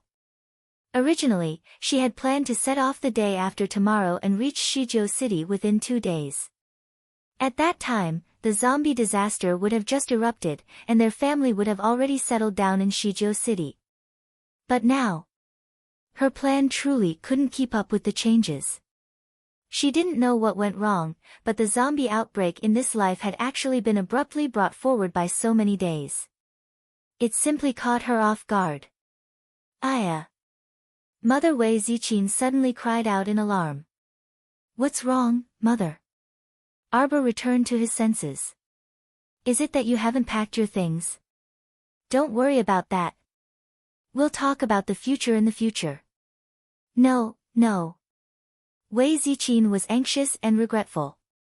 "I've already packed most of the things at home, and everything that can be brought has been placed in the talisman. It's that Xiao Yao girl. We ran in such a hurry that we left her at home." Xiao Mu had thought that something big had happened, so she relaxed slightly upon hearing this. "It's fine, Mom. I already sent someone to inform her. I also left 2 horses at home. Don't worry, they will catch up very soon." With stay-up-late skills, these level 1 corpse puppets were nothing more than toys for him. As for Xiao Yao, Arbor had already noticed that although this girl was about the same age as Qiao Hu, she was not ordinary. She should have some skills in her hands. Otherwise, the Tycoon Crown Prince would not have placed her by her side. Upon hearing this, Wei Ziqin felt relieved. She nodded and said, "Child, thank goodness you're so considerate. Mother is really useless. Look at how flustered she is. She doesn't remember anything." Arbor smiled bitterly. A lifetime of suffering in exchange for thoughtfulness. "Sister, what exactly are those monsters? How can they be so scary?" Qiao Hu curled his small body up next to Wei Ziqin and picked up a dry cloth to wipe his face and body. Just now, when the monster stepped down from the roof of the car, his heart almost stopped beating. He was still in a state of shock. "Brother Xiao Hu, those things are called corpse puppets." Arbor did not hide it from them. "Mother, you're right. They're all corpses. They mutated from the corpses that were buried within half a month. These things move very slowly, but their strength is shocking. You can't kill them just by hitting their limbs, body, or even heart. You have to hit their heads first. Oh, sister. I know. That's why you shot his head with the crossbow and killed him. Xiao Hu nodded in realization. Yes.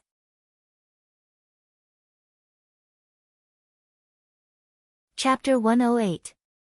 These zombies are still only level 1 zombies. As long as you don't get surrounded by a large number of them, you can quickly escape. Xiao Mu explained calmly, they have boundless strength and will strangle people to death when they catch them. People who are strangled to death by level 1 zombies have a high chance of mutating into zombies, Arbor explained softly.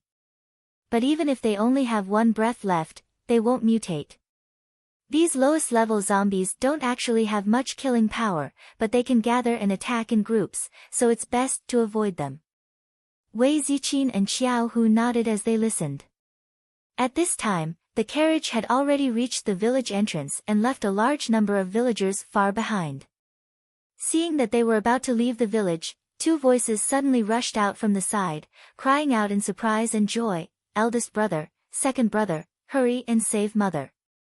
Eldest brother, second brother. Qiao Wenwan shrieked, almost crying tears of joy. At this time, Qiao Wenwan looked abnormally disheveled. Her hair was disheveled and her face was pale. Not only was there a deep red handprint on her neck, but her clothes were also completely soaked from the rain, as if she had rolled around in the rain a few times. Without waiting for Qiao Zhongxing to come back to his senses, Qiao Zhongbang immediately jumped off the horse, supported his mother and sister, and said anxiously, "Mother, little sister, hurry and get in the carriage. Let's go quickly." Okay. Old Madam nodded shakily, tears smearing her face. This was a calamity in her old age. If she hadn't been so angry at that damned girl Arbor that she couldn't sleep for half the night and hurriedly got up and dragged her daughter away as soon as she heard the commotion, she probably would have died in the hands of those monsters. Qiao Wenwan also felt that she was extremely unlucky. She had lived comfortably for more than 10 years and had never suffered like this.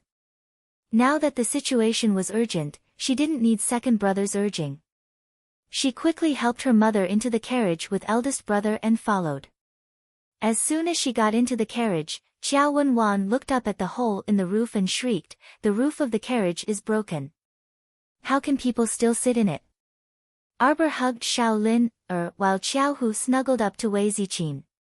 The 4 of them sat in the carriage and occupied the best seats. Once the mother and daughter boarded the carriage, the originally small carriage became even more crowded. Only one person could sit at the door of the carriage, so the other person had to sit in the middle and forcibly get caught in the rain. The rain outside did not lessen in the slightest, and the water in the carriage was also pouring in. Sitting in the middle of the carriage was like sitting in the open air, with the wind howling and the rain falling. Just thinking about it made one feel miserable. Xiao Zhongbang looked embarrassed and snuck a peek at his eldest daughter's icy expression. How would he dare to ask them to give up their seats? Thus, he urged, "Little sister, hurry and sit properly. We still have to hurry on our way." Qiao Wenwan was so angry that her face turned green. Seeing that her brother didn't let her sisters-in-law and the others move aside, she could only sit down angrily. The rain fell on her body, and she immediately felt the entire world's malice towards her. Arbor hugged Shaolin, and pulled the blanket tightly around her to block the wind. His gaze swept over this youngest aunt without any warmth, and he said faintly, "Please move your butt. Don't block the hole in the bottom of the carriage. After all, it's raining above, so the bottom has to leak as well. Otherwise, the carriage will soon have a river." When second uncle Qiao Zhongxing, who was holding the reins, heard this, his old face twitched. He felt that it was inappropriate for him to laugh out loud in this dangerous situation. "But Jojo, you're teasing us with that stoic face of yours. Are you sure you're not here to be funny? Don't worry, my friends.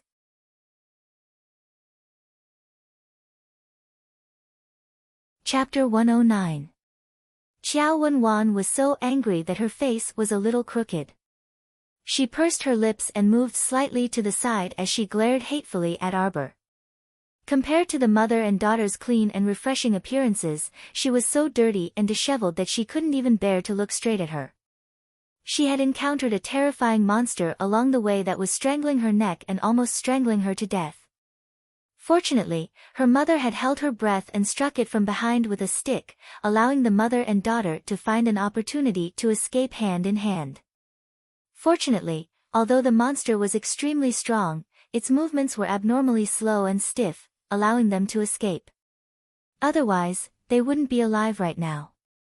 Looking at Wei Ziqin and her daughters, other than their clothes being partially wet, their faces were clean and refreshed.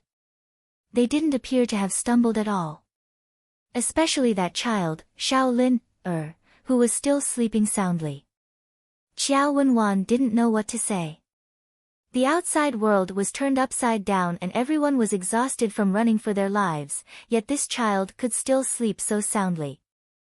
There was really no one else like her. Qiao Zhongbang once again mounted the yellow-maned horse. Qiao Zhongxing also shook the reins and agilely urged the horse carriage forward.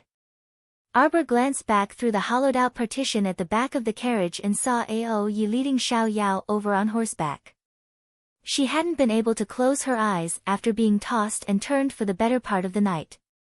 At this moment, she felt a little sleepy, so Arbor simply leaned against the wall of the carriage and closed her eyes to take a nap. Qiao Wenwan furtively peeked at Qiao Mu and instantly felt that this girl was quite careless. She could still sleep at a time like this. She was so nervous that she was about to die, and her palms were still sweating coldly. Elderly Lady Qiao was old and was already exhausted from being tossed around for half a day. She listlessly leaned against the carriage door after boarding and didn't have the energy to say anything. For a moment, the carriage was silent. Only a clatter could be heard occasionally as second uncle whipped the horse to urge it to gallop. Through the heavy rain, a carriage carrying 6 people of all ages safely left the village and rushed in the direction of Shijiu City. On the other side, the Crown Prince and the others were galloping. At dawn, Missouri Lian's group arrived at the north gate of Guanlan City. The commoners, who had come early in the morning to line up and quietly waited to enter the city to do business, hurriedly moved to the sides when they heard the sound of horse hooves. Many pairs of eyes curiously turned towards the direction from which the caravan had come, wanting to see which caravan was so early. They couldn't help but be stunned by what they saw. The handsome young man riding his horse was wearing a white robe that fluttered in the wind. His black hair was loosely tied up with a light golden ribbon that hung down to his waist. His phoenix-like eyes roamed about, like the radiance of the stars that filled the sky. It was as if a god had descended into the mortal world, noble and beautiful. What a charming and handsome young man. Yu Xiu followed closely behind, patting his horse to catch up. At the first moment, he raised the golden token in his hand, his tones solemn and high. His Highness the Crown Prince has returned to the capital. Quickly open the city gates to welcome him. The 2 lowly soldiers on the city gate tower had already seen the appearance of the person who had come and immediately broke out in a cold sweat. Who would have thought that this great master would return to the city so early today? In their haste, they almost rolled down the city gate tower. In a panic, they called out in unison, "Welcome back to the capital, Your Highness the Crown Prince." "Welcome, Your Highness." "Hurry, hurry. Quickly open the city gates. Hurry." Urgent voices were transmitted from the city gate tower to various parts of the city. Immediately, the city guards pulled the heavy iron chain capstan. With the combined strength of a dozen people, they pushed the city gates open inch by inch with great difficulty. Prince Mo turned his head and glanced indifferently at Yu Xiu. Then, he rode into the city without a word. Behind him, aside from Yu Xiu, the group of youths followed the Crown Prince into the imperial city noisily.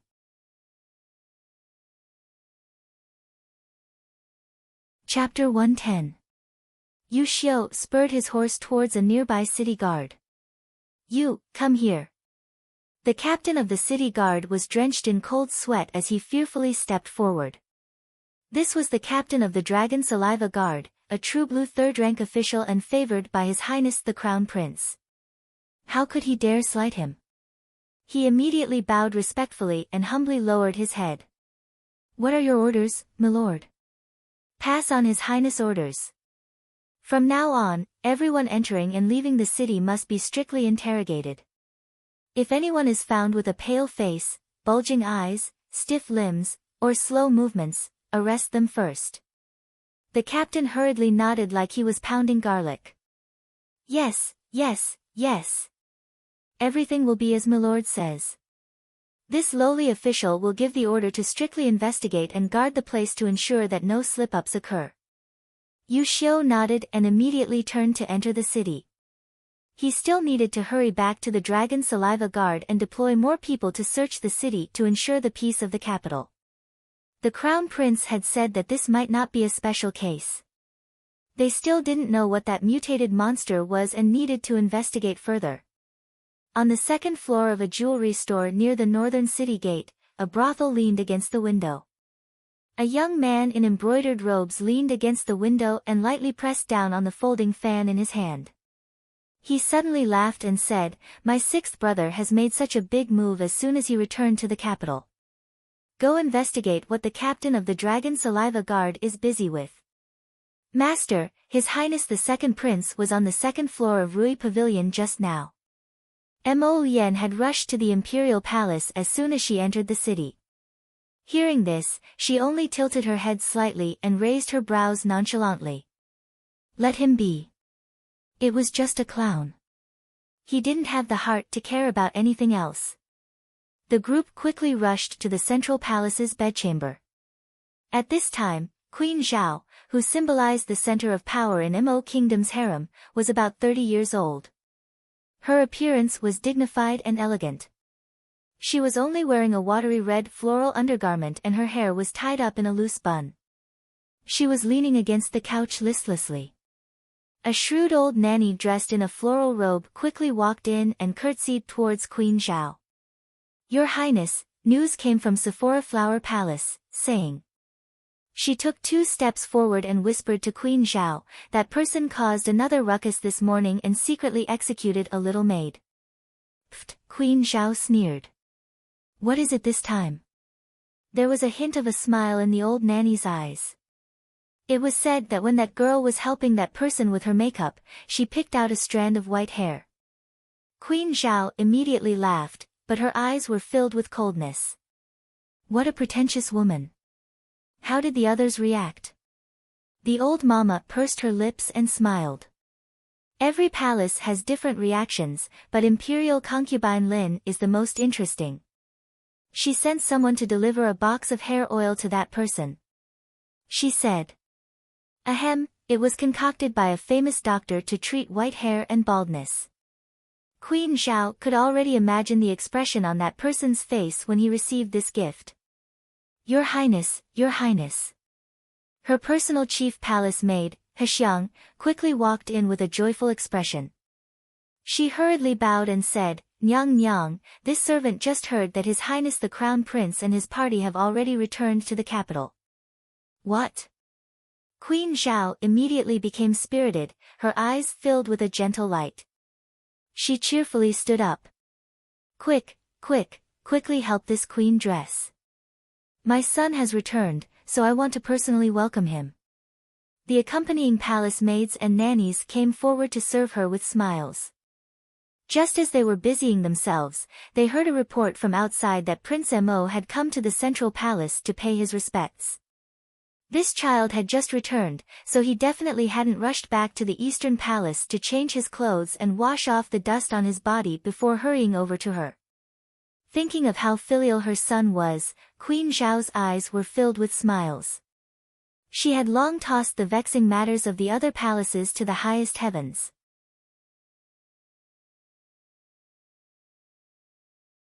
Chapter 111.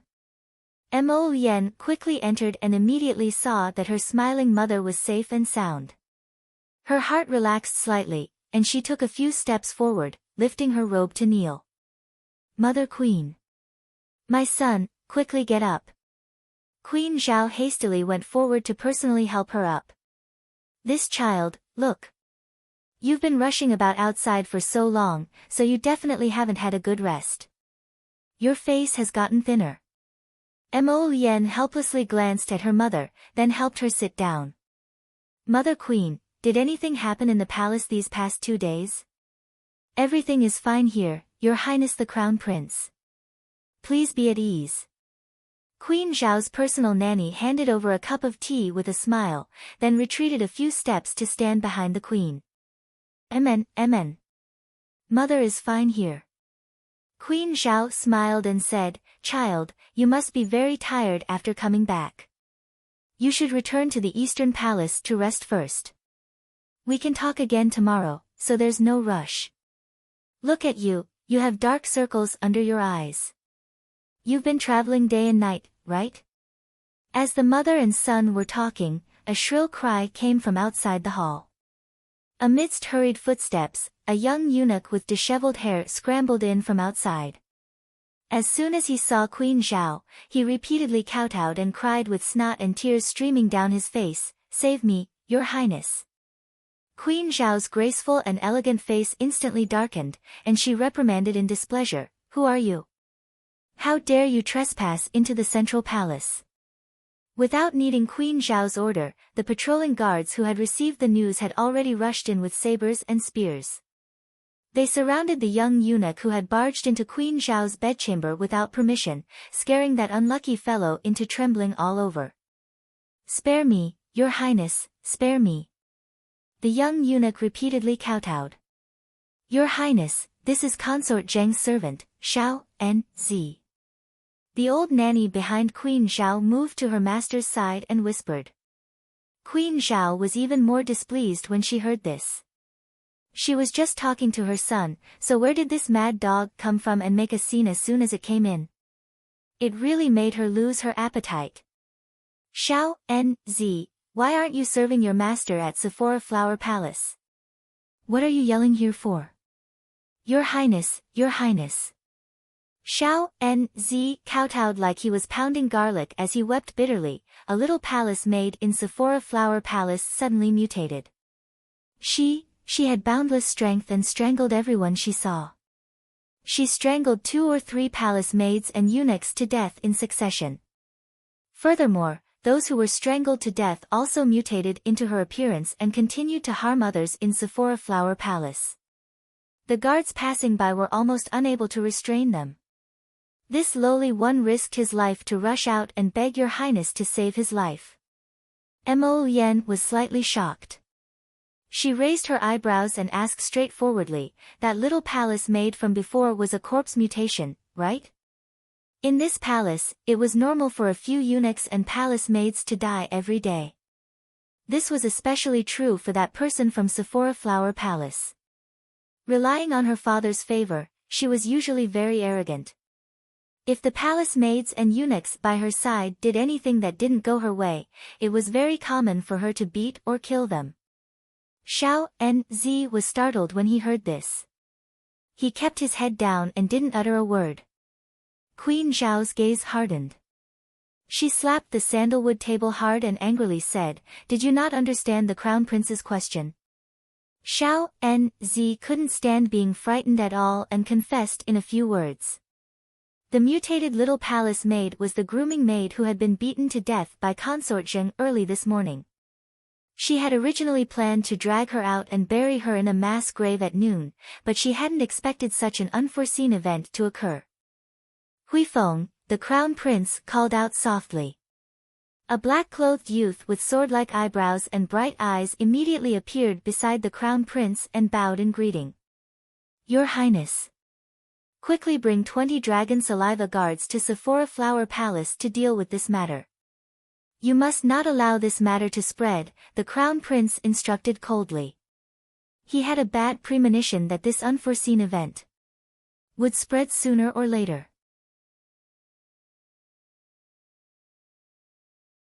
Chapter 112. The situation was more serious than she had imagined, so Mo Lien didn't plan to hide it from her mother. She told her everything that had happened on the way back. Queen Zhao's face paled when she heard how dangerous it was for the crown prince to return to the city. She grabbed the crown prince's hand and asked, "Are you hurt?" "Mother, don't worry. Your son isn't hurt." Prince Mo comforted, "As for the source of this matter, I've already ordered Yu Xiu to investigate. However, from the looks of it now, it should be related to the mutation of the undead. As a result, the city will need to be under martial law for several days and carefully search. The focus will be on the houses that have recently conducted funerals." Queen Zhao nodded repeatedly. "Mother, I'm afraid Guanlan City will be in chaos for a while. You and 12th brother should stay in the palace for the time being. Don't go out in the near future. Mother knows." Queen Zhao frowned and said softly, "But you should be more careful when you leave the palace often." Mo Yan nodded and said a few more words to her mother. She then hurriedly bid farewell and headed in the direction of the imperial study. Since something like this had happened, she naturally had to report it to the great king. Otherwise, she would become the subject of ridicule.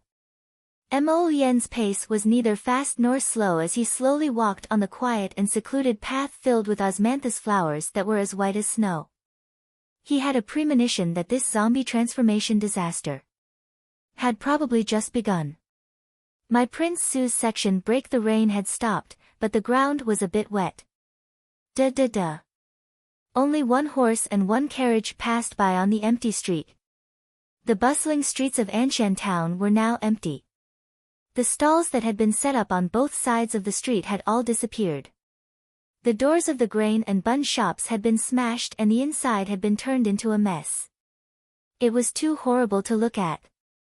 Qiao Zhongxing sighed softly and pulled on the reins to stop the carriage.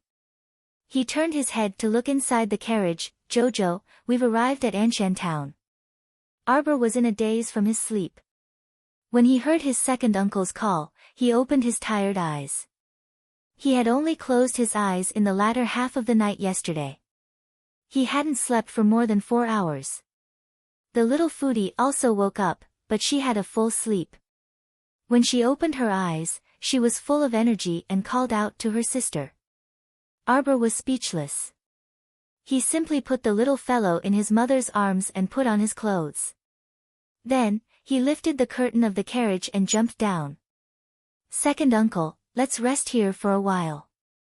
Second uncle had been on the road all night, so she had to let him rest for a while. Mississippi, Arbor turned his head and saw Xiao Yao running over with a small package in her arms. "There are steamed buns and water. Have some."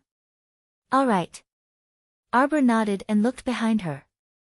He didn't stay up late, so he knew he was hiding somewhere. "Second uncle, have a steamed bun." They came just in time. Qiao Zhongxing happened to be starving. Hearing this, he hurriedly reached out to take the 2 steamed buns and a bag of water. After Xiao Yao gave the food to Qiao Zhongbang, who was looking at her eagerly, she went back to the car to distribute the food. But soon, a discordant voice broke the happy meal. "You're going to let me eat this?" An octave higher voice came from the carriage. Eldest Miss Qiao Wenwan, who had been holding in her anger all the way, finally exploded. "Pa!" She reached out and slapped the steamed bun from the old lady's hand. The bag of water spilled onto the old lady's hand. "Mother! How can I eat this kind of coarse and low-grade food? I might even get a stomachache." Xiao Wenwan didn't care how much blood was dripping from her mother's heart. She completely ignored her mother's longing gaze as she stared at the steamed bun on the ground. I won't. This was made by Xiao Yao last night. It's very clean. I won't get a stomachache."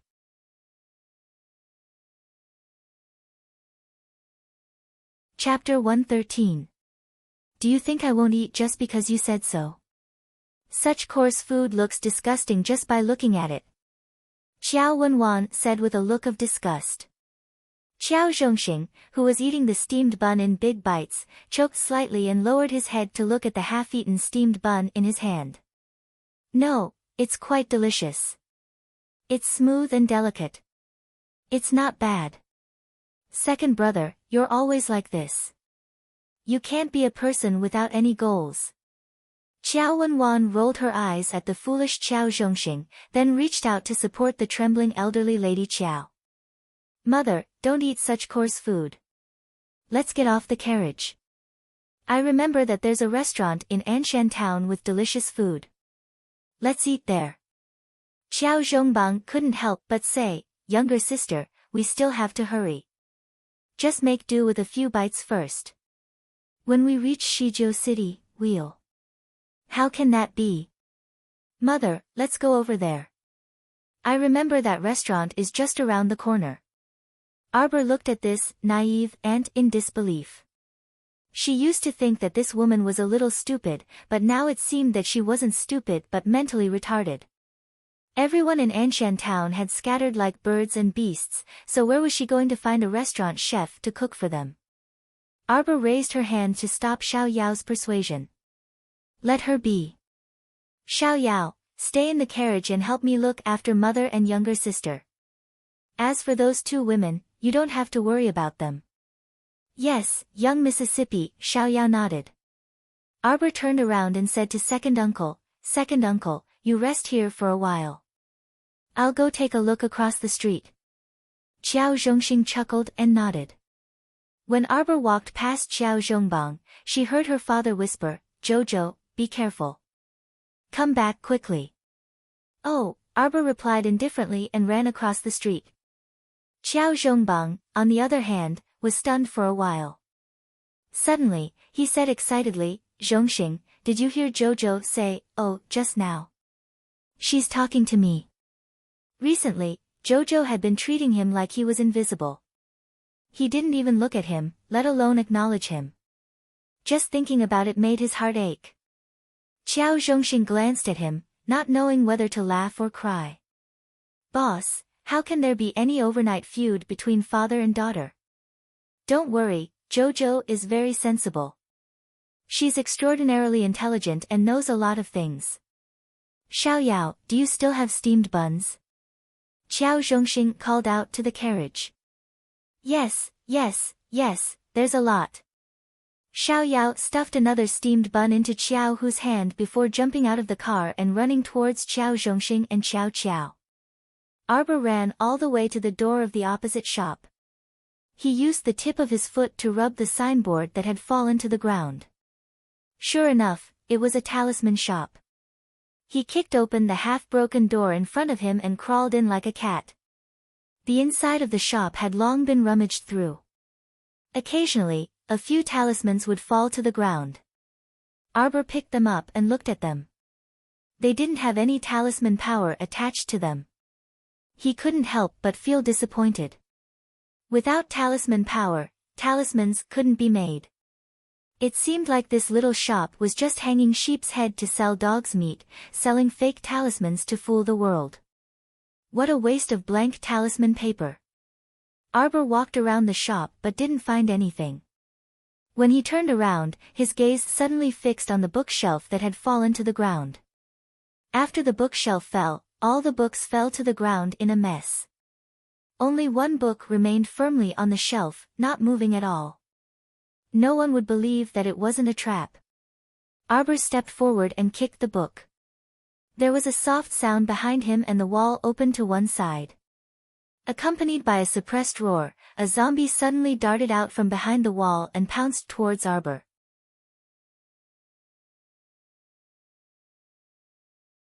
Chapter 114. Arbor was standing not far from the bookshelf, so when the zombie scurried out, the two were only 3 steps away from each other. Roar! It opened its mouth to reveal fangs, and its entire face was distorted. Even though Qiao Tong was skilled and bold, she couldn't help but jump in fright when this zombie abruptly jumped out in front of her. Looking at this magnificent beauty up close truly made one's scalp tingle. Arbor reflexively summoned her ferule, and with a thunderous strike, she directly smashed it on the zombie's head. Fangs had already grown out of this zombie's mouth, but its movements were still slow. Arbor's ferule immediately smashed the zombie's head into mush. She pursed her lips and muttered to herself, it's starting to mutate with fangs so soon. Fangs were the symbol of level 2 zombies. Not only did the zombie outbreak this time come early, but the mutation speed was also very shocking. In her previous life, some zombies only mutated to level 2 after at least 7 days of the outbreak. This time, the mutation truly caught people unprepared. Bypassing the completely dead zombie, Arbor walked into the secret room behind the moving wall. This was probably a storage room, and there were 2 zombies hiding in the corner. The 2 female zombies, whose original appearances couldn't be seen, pounced over. With bulging eyes, they charged at her from the front and back with malevolent expressions. Against a level 4 mystic cultivator, these 2 zombies were clearly not enough. After Arbor quickly dealt with them, she felt a bit disappointed and downcast. This should be the talisman shop owner's family of 3. After the zombie outbreak, the shop owner probably moved his wife and daughter into the secret room to take refuge. But one of the 3 must have been seriously injured and died not long after. After that, something heart-wrenching happened. The one who died lost her mind after the zombie transformation and personally killed the other 2 closest relatives. The originally happy family of 3 was completely broken up just like that. Arbor thought of her father, and the resentment and anger in her heart had already dissipated the moment she saw the zombie barge into her parents' dormitory to commit murder. Any resentment could vanish in the face of disaster and family. Compared to the miserable state of the talisman shop owner's family, Arbor truly felt that there was nothing better than having a whole family together. Speaking of which, her father was essentially kind. In the face of death, he would not hesitate to push her mother away.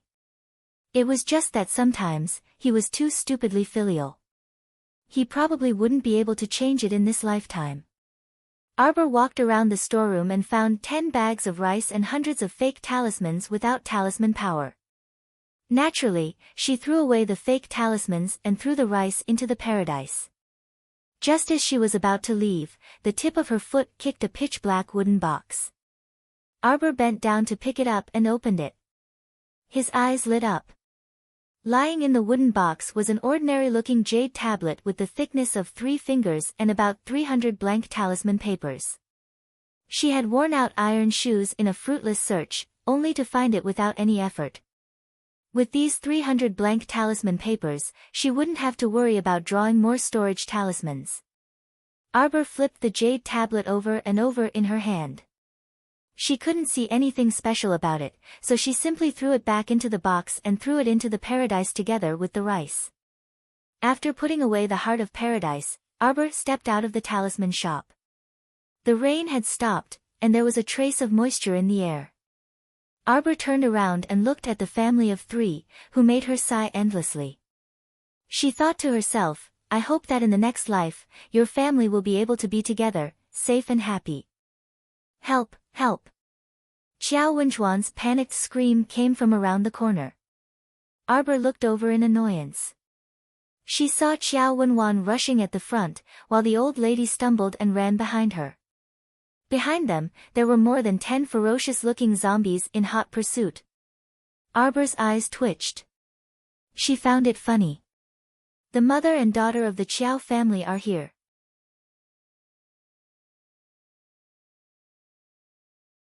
Chapter 115. Looks like we didn't get to eat this meal. Arbor crossed his arms and slowly paced to his father's side, his tone carrying a hint of ridicule. Qiao Zhongbang didn't know what to say. He paced in a circle and casually grabbed a wooden stick from the side of the street, about to step forward alone to save the mother and daughter. Qiao Mu rolled her eyes and sent a look to second uncle beside her. Second uncle hastily raised his arm to block Father Qiao's path. Eldest brother, stay here. I'll go save them. Qiao Zhongbang's hand that gripped the wooden stick stiffened and turned white for a moment. Only then did he recall that he was no longer the high-spirited genius mystic cultivator youth from back then. Right now, he was nothing more than a cripple. Charging into a zombie horde was courting death. Qiao Zhongxing had already reached the third layer of body tempering, so dealing with these level 1 zombies was as easy as flipping his hand and finishing them off with one punch. Before long, he brought the disheveled mother and daughter back to the side of the carriage. At this time, elderly lady was already so frightened that her hands and feet were trembling, and she almost couldn't breathe properly. The mother and daughter's clothes, which had become wrinkled after a night of fleeing, were now even dirtier and more tattered. Their outer garments were clinging to their bodies by the zombies. Wei Ziqin walked down from the carriage and fetched some water for elderly lady to drink to calm her nerves. On the side, Qiao Wenwan rudely snatched the water sack from Wei Ziqin's hands and gulped down several large mouthfuls, unable to conceal the horror in her eyes. What exactly are those things? Why are there also these monsters in Anshan town? Qiao Wenwan drank a few mouthfuls of water to calm herself down before starting to shriek. These things are zombies that mutated from corpses. Who told you that there are no zombies in Anshan town? Qiao Zhongxing grumpily said, eldest brother already told you to stay behind, but you insisted on bringing mother to some restaurant. Oh. In other words, you all knew. Qiao Wenjuan's face contorted as she pointed at everyone and screamed at the top of her lungs, you knew there was danger, but you didn't tell us. You even watched as mother and I foolishly went to a restaurant. If you had told us earlier, we wouldn't have taken the risk. Qiao Zhongxing was so angry that he was amused. He wasn't good with words in the first place, so he was rendered speechless by Qiao Wenjuan's screams. Arbor stood to the side and glanced at his aunt who had flipped out. You were the one who wanted to go to the restaurant to eat, and you didn't listen to others. Instead, you hurriedly supported grandmother and left. Did you care about what others said? Shut up. Qiao Wenwan was exasperated. How dare you interrupt when adults are talking? There were no rules. That's what sister-in-law taught you. Wei Ziqin was so angry that her face turned pale. She grabbed Arbor's hand and said, let's get in the car. Steamed buns, where are the steamed buns from before? Hurry up and give them to us. Qiao Wenwan felt like she was about to starve to death. She turned her head and roared at the young maidservant who was standing at the side in a daze. Her arrogant attitude and matter-of-fact tone made it seem like she didn't realize how much trouble her foolish behavior had caused. Arbor's face instantly turned cold. He reached out to stop the young maidservant from subconsciously walking forward. His tone was bone-chilling. Do you think that this is still the peaceful era? That you're still the Qiao family's eldest miss who lived like a princess and didn't know the daily necessities of life? If you want food, you have to exchange it with equal labor. From today onward, this is my Arbor's rule. If you don't want to follow it, that's fine too. Arbor calmly looked at Qiao Wenwan, whose mouth was agape and didn't know how to react. Just get out of here.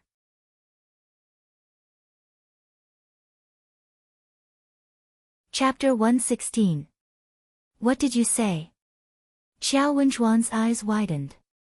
She was so angry that her whole body trembled and her face turned purple.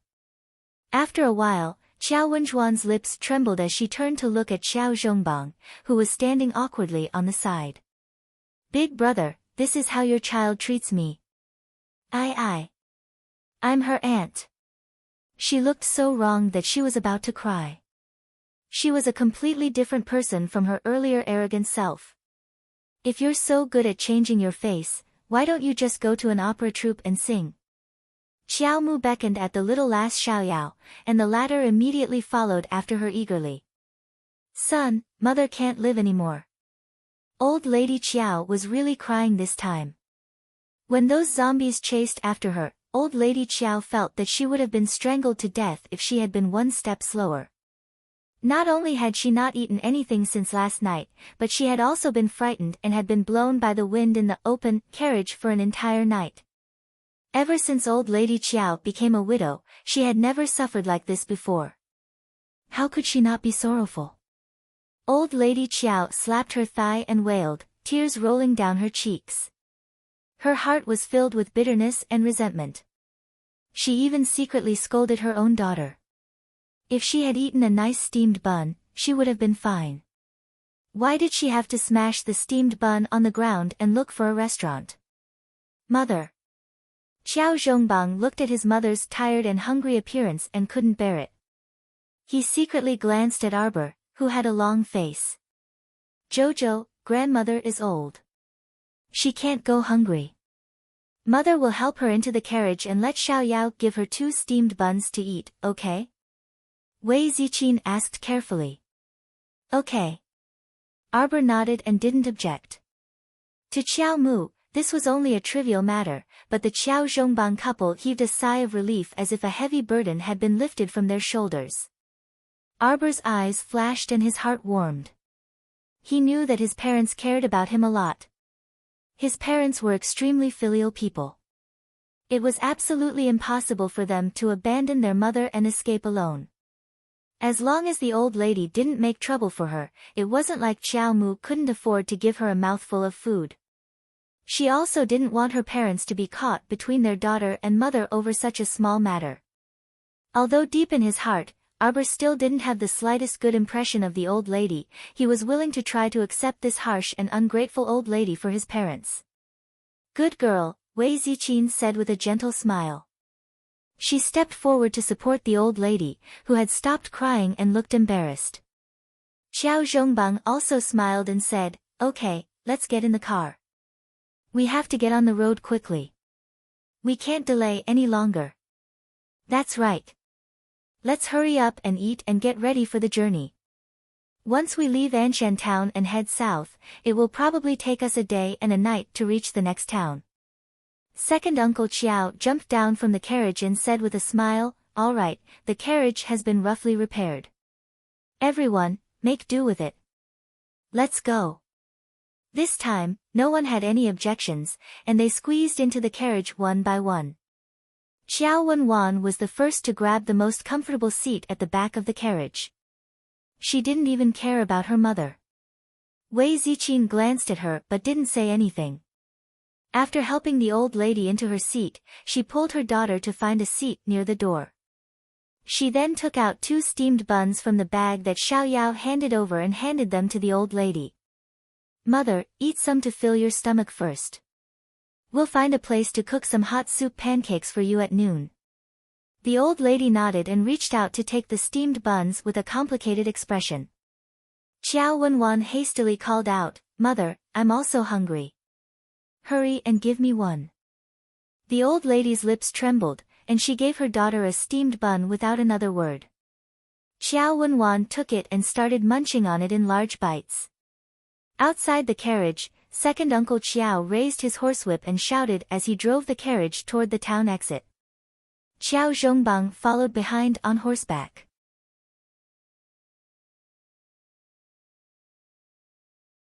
Chapter 117.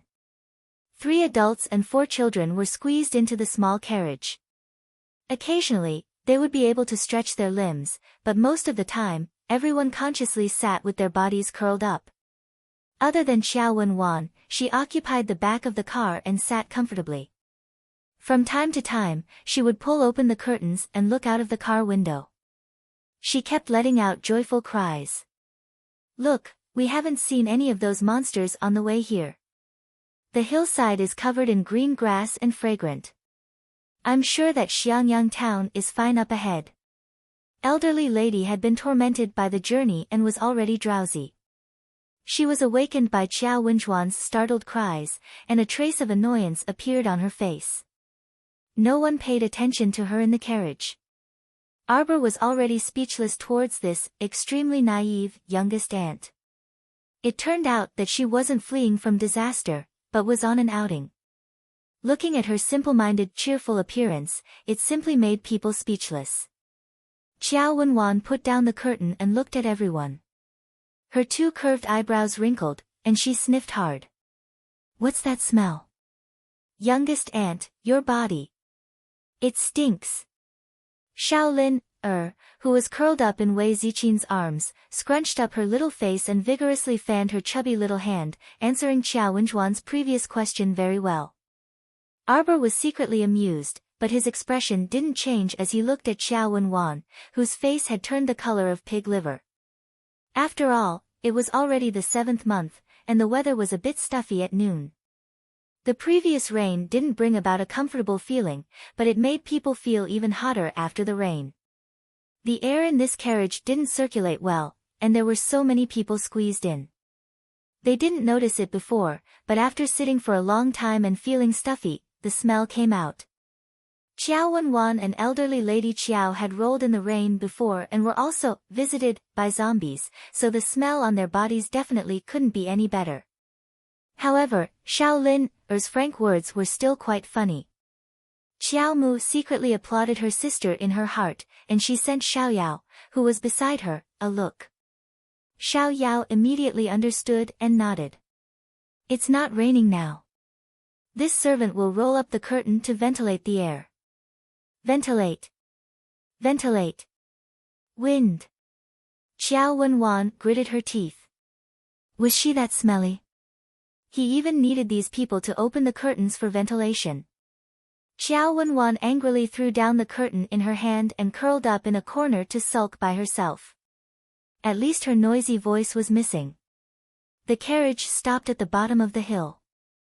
Second Uncle Qiao jumped off the carriage and shouted, "Let's rest for a bit and let the horses eat some grass before continuing." Second brother, you've worked hard.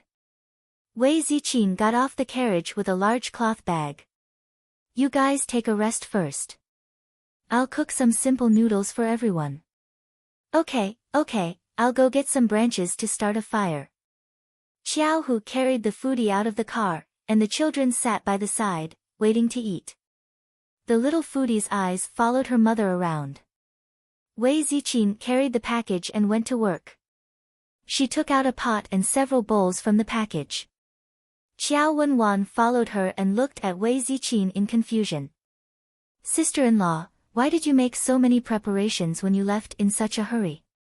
You even brought pots and pans? Oh, that's right. I'm used to it. Wei Ziqin's hand paused as she gave a perfunctory reply.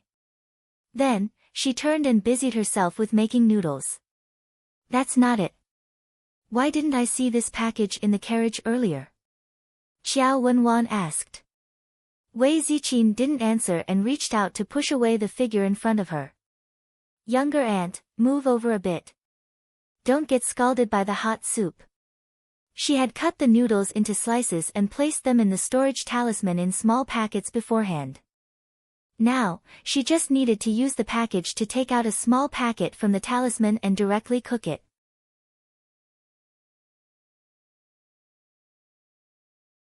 Chapter 118. Soon, several bowls of piping hot noodles were ready.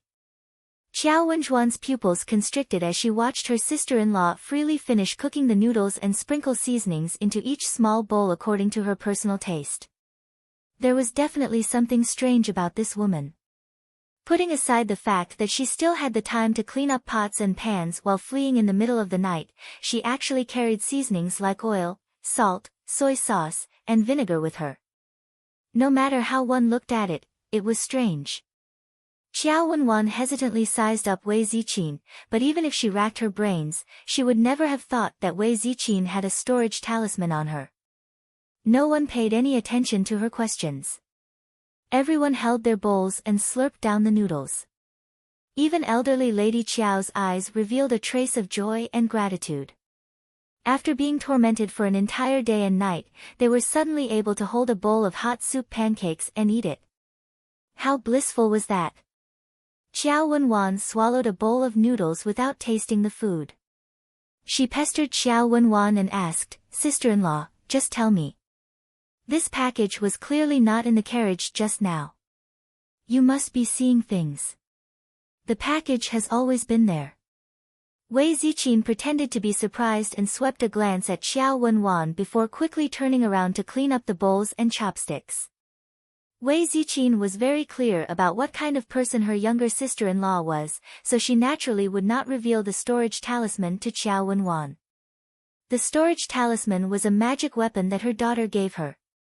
Every time she thought about it, Wei Ziqin felt sweet in her heart. Qiao Wenwan stomped her feet and walked unwillingly to elderly Lady Qiao's side. She grabbed her mother's sleeve and shook it. "Mother, look at sister-in-law. She must be hiding something from us. Calm down. Right now, the most important thing is to quickly find a safe place to rest." Only now did old Lady Qiao realize that she had spoiled her daughter too much. Qiao Wenwan pursed her lips. When she saw that her mother did not help her reprimand her sister-in-law, she could only give in. However, she was rather angry in her heart, thinking that her sister-in-law definitely had a secret. Everyone rested for less than an hour. Because they were in a hurry to settle down in Shijiao City, they decided to get on the carriage and continue their journey. Arbor waited for everyone to get on the bus before he was ready to jump in. However, he heard a familiar chirping sound. At first, she thought she was hearing things, so she retracted her small foot and stuck her small head out to look at the back of the carriage. However, Qiao Mu's eyes suddenly turned round, and she quickly jumped into the carriage without another word. She pulled the curtain and yelled, "Second uncle, let's go quickly." Second Uncle Qiao panicked. Our dear Qiao Mu's anxious tone truly made Second Uncle Qiao misunderstand that a large group of zombies had caught up to them. Without another word, he didn't even have time to look back before he whipped his horse and hurriedly drove the carriage away. Qiao Zhongbang hurriedly followed on horseback. "What's wrong? Another batch of zombies is coming?" "I don't know." Second Uncle Qiao drove the carriage with all his heart and did his best to whip the horse. He felt that his back was drenched in cold sweat. Jojo said to leave quickly, so the situation must be bad. Chirp. When the little white squirrel saw that the carriage was moving quickly and that the distance between it and its master seemed to be increasing, it hurriedly transformed into a ball of white light. Like a bolt of lightning, it scuttled across the hillside and dashed straight to the roof of the carriage. Arbor collapsed beside his mother and patted his small chest with one hand. "Holy shit, I think I saw that poisonous squirrel in the mystic realm just now." Chirp. A ball of white light fell from the roof of the carriage and directly pounced on Qiao Mu's face. Qiao Mu immediately gnawed on a mouthful of white fur. Her small nose was filled with the fur of a certain creature. She was so angry that her small face was suddenly covered in a layer of green paint.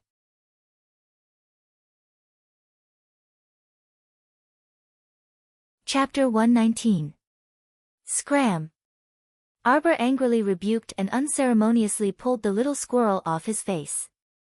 Then, without even looking at the tears in the little guy's beady eyes, he swung his hand and flung a certain squirrel out of the car roof that had another hole in it. The people in the carriage, old and young, were all silent as they stared dumbfoundedly at little Qiao. "Such a cute little fellow, you actually treat it like this?" Qiao Wenwan shrieked. Squeak. The little white squirrel persevered and suddenly broke through the wall of the carriage. However, half of its chubby body was stuck in the carriage, while the other half was stuck outside. Its little furry head rested on Arbor's shoulder as it looked at its little master with teary eyes. The corner of Arbor's mouth twitched involuntarily. Arbor didn't know whether to laugh or be angry at its stupidity as it shook its round body and tried to pull itself out of the hole. Squeak. The little white squirrel revealed a human-like pitiful expression, begging for help. Arbor extended a thin finger and poked its chubby body. Squeak. Its little master didn't seem to like it very much. It was begging for comfort. "I'll help you." Qiao Wenwan squeezed over from the corner of the carriage and chuckled as she lifted her hand to pick up the little white squirrel. Squeak. The originally cute little furry face suddenly turned ruthless and revealed a fierce gaze. Before Qiao Wenwan could react, it bit down hard on her outstretched hand. Qiao Wenwan fell down with a gurgle, and a layer of turmeric quickly spread across her face.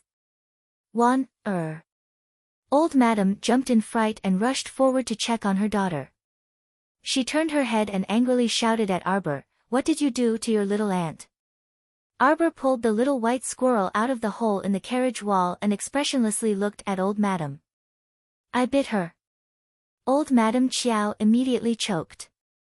How long will she lie down? Arbor could tell that the white squirrel's bite this time was slightly different from before. Previously, in the mystic realm, those who were bitten by it had all died on the spot. This time, Xiao Wenwan just lay there motionless, but her eyes were still moving, but her face was full of fear, as if she would faint at any time. Creak.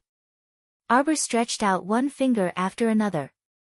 When he reached the third finger, he asked, 3 hours? The little white squirrel nodded repeatedly with an adorable expression. Arbor was satisfied. He nodded and said, we can have peace until the night. Without Xiao Wenjuan's nagging, this was pretty good. You can leave now. Knowing that the little white squirrel could understand its words, Arbor put its round body down and poked it with its little hand. Squeak. The little white squirrel hurriedly pounced onto Arbor's body, rolling on the ground and begging for shelter. I can't protect too many people, Arbor said calmly. Squeak. The little white squirrel immediately jumped up and shook its short limbs, energetically performing a set of punches and kicks. It indicated that it was very strong and didn't need protection. Moreover, it could protect others. Its silly look made Wei Ziqin and the others want to laugh. Big sister, it's so fun. Jolin suddenly stretched out her little paw to touch it, giving Wei Ziqin a fright. Arbor glanced at the little white squirrel, whose eyes were glowing fiercely again. Don't bite. The little white squirrel shrunk its tail and pathetically stopped moving. Jolin hugged its round little body and exclaimed happily, Sister, it's so fun. It's fun. Arbor shook his head helplessly. Suddenly, he thought of something, and his brows twitched slightly.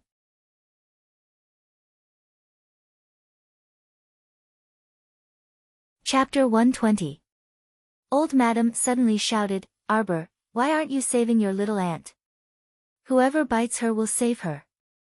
Arbor's words rendered Old Madam speechless. At this time, Qiao Zhongxing also discovered that no zombies had chased after them. Second Uncle Qiao, who was covered in cold sweat, helplessly looked at the child who jumped out of the car. This little scoundrel, can't he speak clearly? This problem of speaking lazily needs to be cured. Second uncle, wait for me. Xiao Mu walked a bit further away with the little white squirrel in her arms before squatting down and poking its chubby body. Can you enter the paradise? Seeing the white squirrel, she recalled that all living creatures, including herself, couldn't enter the paradise, but there were fish in the paradise's small lake. This meant that it wasn't true that the paradise didn't contain living creatures, but that it didn't accept living creatures from the outside. However, the little white squirrel truly belonged to the paradise, although it was a bit strange why it existed in the paradise in the first place. Squeak. Chirp. You're a squirrel, not a bird.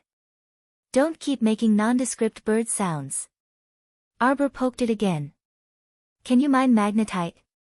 Can you extract magnetite from the mine?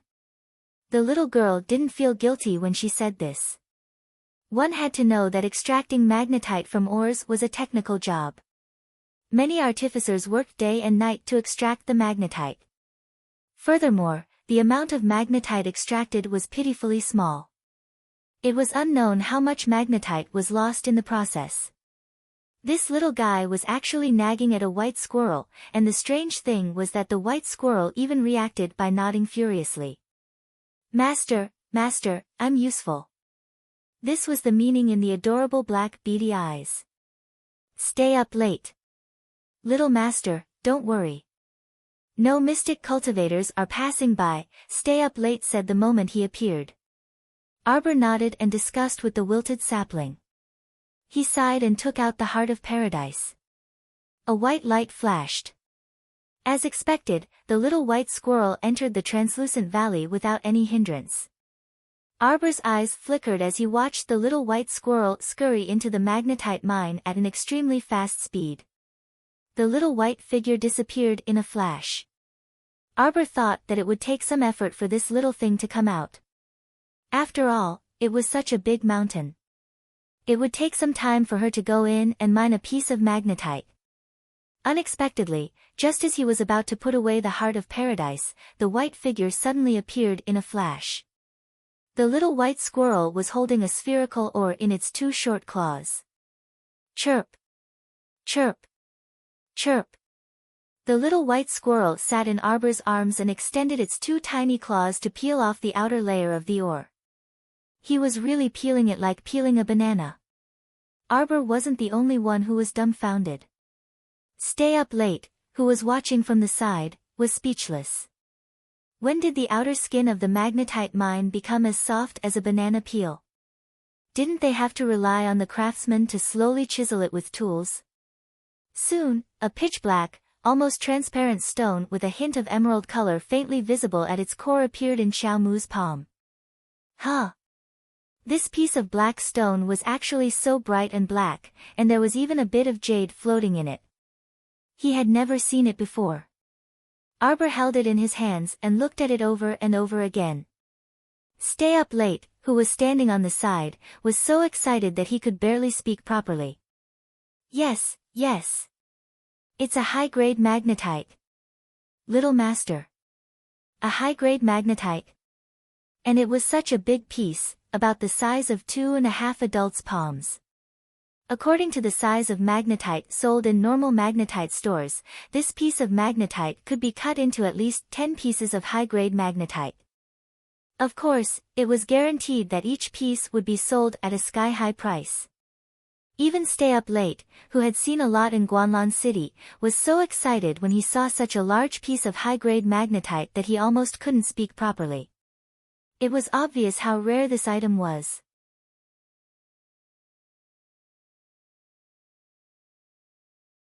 Chapter 121.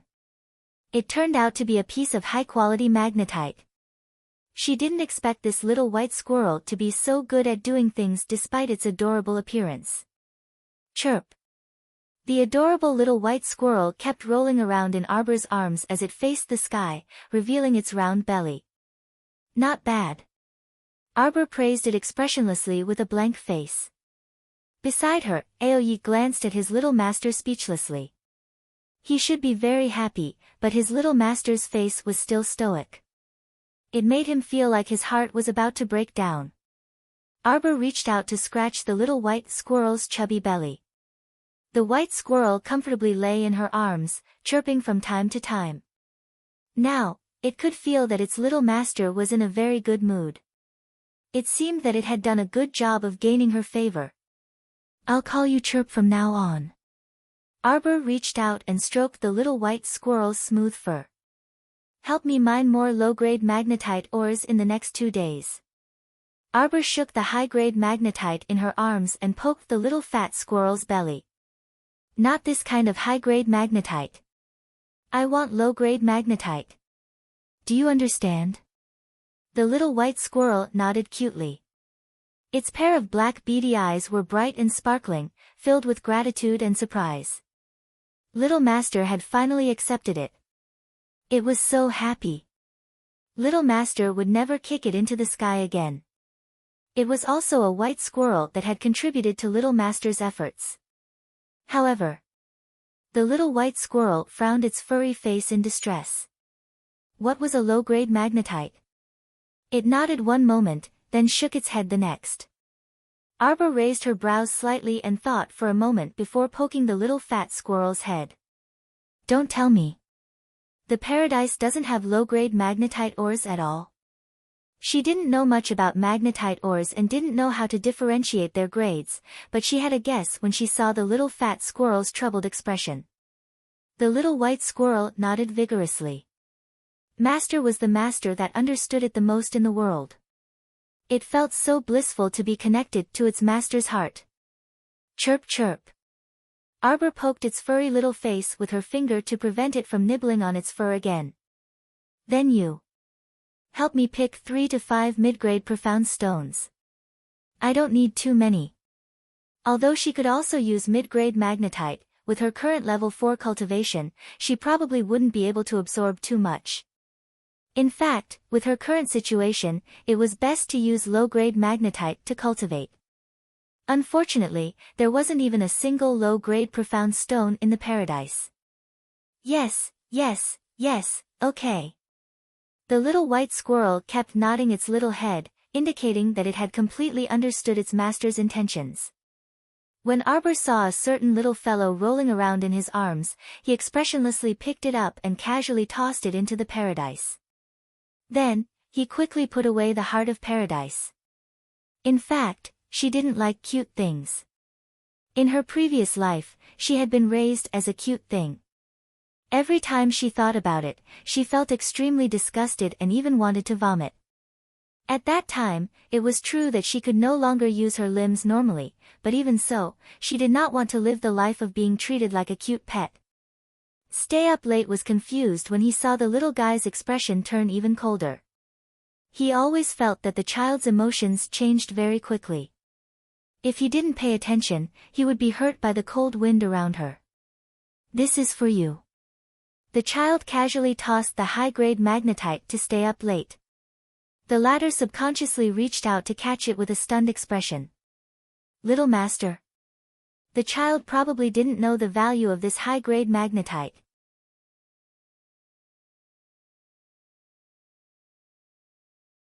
Chapter 122. Xiao Mu swept him an indifferent glance before saying with a nod, "For you to use." How can that be? This is a large piece of high-grade magnetite. If you put it up for auction, it's worth more than half a city. Keep it well and use it slowly. With that, Arbor walked back to the carriage without looking back. He didn't allow Stay Up Late to argue. Regardless of whether it was when he took the money and left without a word, or when he tossed the item away and left without a word of explanation, he was just as arrogant. Stay Up Late held the scalding high-grade magnetite in a daze. He looked at the child's back with gratitude before quickly disappearing. The child's heart was actually very soft. It was just that she had built a high wall of thorns and sharp stones around her heart. She wouldn't show it easily. Xiao Mu cast a glance behind her before turning around and continuing to walk back to the carriage with a smile. Jojo's back, Xiao Zhongxing shouted. Get in the carriage. Arbor nimbly jumped into the carriage. As soon as he got in, he met old Madame Qiao's inquisitive gaze. Where's that squirrel? Old Madame Qiao asked with a dark expression. Hurry and let it save your little aunt. Arbor walked around old Madame Qiao and sat next to Xiao Yao. He didn't say anything and closed his eyes to rest. The carriage started moving again. The atmosphere in the carriage was rather stifling. Old Madame Qiao hugged the stiff and immobile Qiao Wenwan. She suppressed her anger and stole glances at Arbor, who was resting against the wall of the carriage. Ziqin, look at Wan. What should we do? That poisonous squirrel just now was clearly provoked by your family's Xiao Mu, yet it caused Wan, to suffer so much. This old woman can't control this child. As her mother, why aren't you saying anything? Old Madame Qiao's heart ached for her daughter. Seeing that Arbor was ignoring her, she could only direct her anger at Wei Ziqin. Unexpectedly, Wei Ziqin turned a deaf ear to her. She kept her head down and hugged Jolin, patting her back and coaxing her to sleep. The old lady was so angry that she couldn't vent her anger. Seeing that no one in the carriage was paying attention to her, she could only shut her mouth resentfully. Until nightfall, the carriage did not encounter any more danger. They rested for the night in a grove on the way to Xiangyang town. Xiao Yao took Wei Ziqin's job of cooking noodles and drove her to the side to rest. This time, there was more time. Xiao Yao specially took 4 eggs and stir-fried them. When they were slightly shaped, she poured in the prepared tomato slices and stir-fried them together. After putting the tomato and egg into a bowl, he made another pot of noodles. After everyone's bowls were filled with noodles, a bowl of steaming hot noodles was poured over them with the tomato and egg gravy. The group of people had been watching from the side for a long time. When the noodles were in their hands, they immediately ate without saying anything. Good. The little foodie immediately gave the highest evaluation. Arbor held the bowl and said faintly, "The cooking is good." Xiao Yao's little face immediately broke into a smile. The most miserable one was Qiao Wenwan, who couldn't move her limbs. She could only sit by the side and let her mother feed her. She ate with a sullen face. After eating and drinking to their fill, when everyone was preparing to sleep for the night so that they could get up early tomorrow, Qiao Wenwan could move again. She suddenly sat up from the ground and angrily glared at Arbor. Seeing that the latter didn't respond, Qiao Wenwan got up and silently walked to the other side of the grove. Where are you going so late? Old Madam was a little panicked. It's none of your business, Qiao Wenwan said angrily.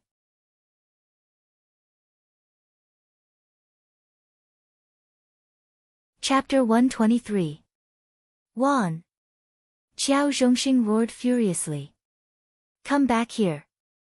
It was the middle of the night, and this wasn't a safe place. How dare she go into the woods alone? Qiao Zhongxing was truly enraged by this brainless younger sister of his. Qiao Wenwan ignored second Uncle Qiao and scowled angrily into the depths of the woods, forgetting her mother's repeated calls for her to to the back of her mind. Qiao Hu and Arbor looked at each other in dismay. Not only was their youngest aunt so naive that it gave them a headache, but she was also so willful that no medicine could save her. Frowning, Qiao Zhongbang told the children to go to sleep and said to Qiao Zhongxing, second brother, you go to sleep too. I'll keep watch tonight. Eldest brother, wake me up for the rest of the night. No need. You must be tired after such a long journey. I can handle it. Go to sleep. We'll have to trouble you tomorrow. Qiao Zhongbang shooed his second brother to sleep and spoke a few words with Wei Ziqin before shooing them all to rest. Occasionally, the chirping of birds could be heard from the woods. From time to time, Qiao Zhongbang turned to look in the direction Qiao Wenwan had left. As time passed, Qiao Zhongbang began to feel anxious when Qiao Wenwan still hadn't returned. This little sister of his was too insensible. Qiao Zhongbang couldn't help but curse inwardly. At the same time, he blamed his mother for spoiling his younger sister so much that she didn't know the ways of the world. In the dead of night, a thin crescent moon hung high in the dark sky. Wei Ziqin and her children were curled up on a simple mattress made of hay, fast asleep. This day and night was too torturous. Qiao Mu was still a child after all, so her body would also feel tired after a long time. Thus, she had already fallen into a deep sleep. Qiao Zhongbang sat alone in the dark. Using the little bit of moonlight, he looked at the women and children with a gentle gaze. He secretly rejoiced that the whole family was safe and well together. When Qiao Wenwan still hadn't returned in the latter half of the night, Qiao Zhongbang wondered if his unreliable younger sister had fallen asleep somewhere in the forest. When the morning light shone and the morning clouds revealed only a trace of red, a horrifying scream broke through the depths of the forest and broke the tranquility. Immediately, a flock of frightened birds rushed to the top of the forest. Arbor sat up reflexively. There was coldness in the depths of his eyes. There was not the slightest confusion that he had when he first woke up. Her movements were a little big, and it immediately alerted Wei Ziqin, Qiao Hu, and the others who were beside her. However, the little foodie was still sleeping soundly. What made him even more speechless was that Peach was still tightly held in her arms. Second Uncle Qiao also woke up. He quickly stood up and looked around warily. Eldest brother, second brother, that's your little sister's cry. Let's hurry over and take a look. Old Madam cried out in alarm. Get in the car. Arbor picked up Shaolin, and stuffed her into her mother's arms. Hurry, let's go immediately. Qiao Zhongxing quickly jumped into the car, but Old Madam lunged over and grabbed his arm tightly. Old Madam cried in a tearful voice, second brother. That's your biological little sister. How can you leave her in the lurch? Second uncle, let's go immediately. Qiao Mu yanked elderly lady off of second uncle's body and tossed her into the carriage in a huff. Seeing that elderly lady Qiao was about to climb up and make a fuss again, Qiao Mu's gaze hardened, and an ominous glint landed on her. She faintly said, Grandmother, I actually don't mind throwing you down as well so that you and your good daughter can depend on each other. Old Madam shuddered. Looking at those dark eyes that were as calm as an ancient well, she felt a ghostly aura emanating from her body.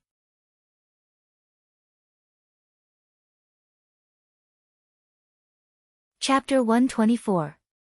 Everyone, get in. Arbor stopped staring at the old lady and jumped into the car. He quickly opened the seat and took out a bag. Wei Ziqin carried Jolin and quickly got into the car, followed by Qiao Hu and Xiao Yao. Arbor opened the cloth bag and took out 2 small daggers. He gave one each to his mother, Wei Ziqin, and one to Qiao Hu. Wei Ziqin was a woman who had never held a sword in her life. At this moment, she was holding the dagger with both hands. Her whole body couldn't help but tremble slightly, but she still held the dagger tightly. Mom, don't be afraid. It's just for self-defense. You'll be fine. Arbor patted the back of her hand and took out a crossbow, throwing it to Xiao Yao. You know how to use it? Xiao Yao nodded immediately. Arbor took out a small bag of iron arrows and handed it to Xiao Yao. Stay in the car and protect them. Don't come out unless something happens. Yes, young master. Jojo, are there a lot of zombies coming? Wei Ziqin's voice trembled. Arbor nodded solemnly. About 100 or 200. If she was alone, she wouldn't care about 100 zombies. Even if she couldn't beat them, she could run away quickly. But now that she had a group of old, weak, women, and children with her, she had to be careful. Qiao Zhongxing knew the situation was urgent. He jumped into the car and whipped the horse to start running. Qiao Zhongbang mounted the horse and looked back. He saw smoke billowing in the forest not far away. Roars and Xiao Wenjuan's screams were getting closer.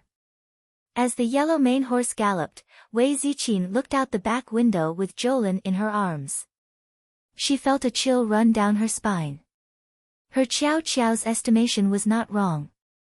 With a glance, she indeed saw 100 to 200 corpses gathered in one place. Their bodies were stiff, and they were currently slowly chasing forward. Not far from the zombie horde, Qiao Wenwan was in a sorry state, rolling on the ground with her hands and feet. Perhaps it was because she was so scared that her legs were weak, she fell every 2 steps and rolled on the ground. Then, she got up again and stumbled forward while screaming. When the Qiao family's carriage appeared in her line of sight, her dazed eyes finally focused. Just as she was about to let out a sigh of relief, she saw the carriage in her line of sight suddenly move. No! Qiao Wenwan let out a heart-wrenching scream. She stretched out a hand and looked in horror at the direction the carriage was leaving in. She suddenly staggered and fell to the ground with a bang. At this moment, the 2 corpse puppets closest to her stiffened their bodies and pounced on her.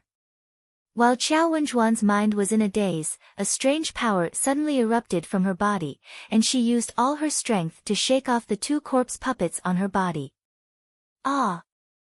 Don't come over here, don't come over here. Qiao Wenwan madly chased after the carriage. For the first time in 17 years, she realized that her speed could reach such an extreme level. Wei Ziqin was a bit dazed. She quickly tugged at Arbor's small hand. Jojo, quickly look. How is Wenwan so fast? Arbor glanced over, and her gaze flickered. She knew that after the zombie outbreak, a group of people with special abilities appeared outside of mystic cultivators. Arbor didn't know if Qiao Wenwan had this ability in her previous life, but now, it was clear that Qiao Wenwan had comprehended special speed at the juncture of life and death. However, in Arbor's opinion, special speed was a rather useless ability because she could deal with speed with any talisman.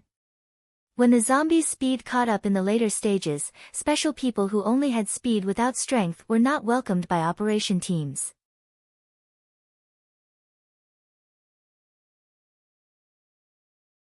Chapter 125. The carriage didn't stop. Qiao Wenjuan's current mood could only be described as exploding. The grievance, resentment, and hatred in her heart had almost reached its peak and was about to overflow. These people really didn't wait for her. They were really so heartless as to directly throw her to the zombie horde without caring about her life or death. Speaking of which, if Arbor hadn't allowed her to be bitten by the poisonous squirrel and watched her suffer without interfering, would she have left the crowd in a fit of anger and gone into the depths of the forest alone? Qiao Zhongbang's guess was completely correct. After Qiao Wenwan left in a huff, she wandered around the forest for half a day and was a little tired. She sat down to rest for a while, but who knew that she would fall asleep in a daze? She was awoken by suffocation. When she opened her eyes, she saw an enlarged rotting face right in front of her eyes. She was so frightened that she almost fainted. She didn't know where the strength came from at that time, but she pushed away the zombie choking her neck. Then, she focused her eyes and saw over 100 slow-moving zombies surrounding her. When she ran back to where the carriage was parked, she didn't expect that what awaited her was her family members coldly turning around and leaving. Qiao Wenwan chased after the carriage like a madwoman. She never knew that there would be a day when her instantaneous burst of speed would be faster than a carriage. In the carriage, Wei Ziqin anxiously grabbed Arbor's small hand. "Jojo, she's catching up. Don't worry." Arbor coldly glanced at the madly chasing Qiao Wenwan. What little patience she had left had been completely worn out by this woman.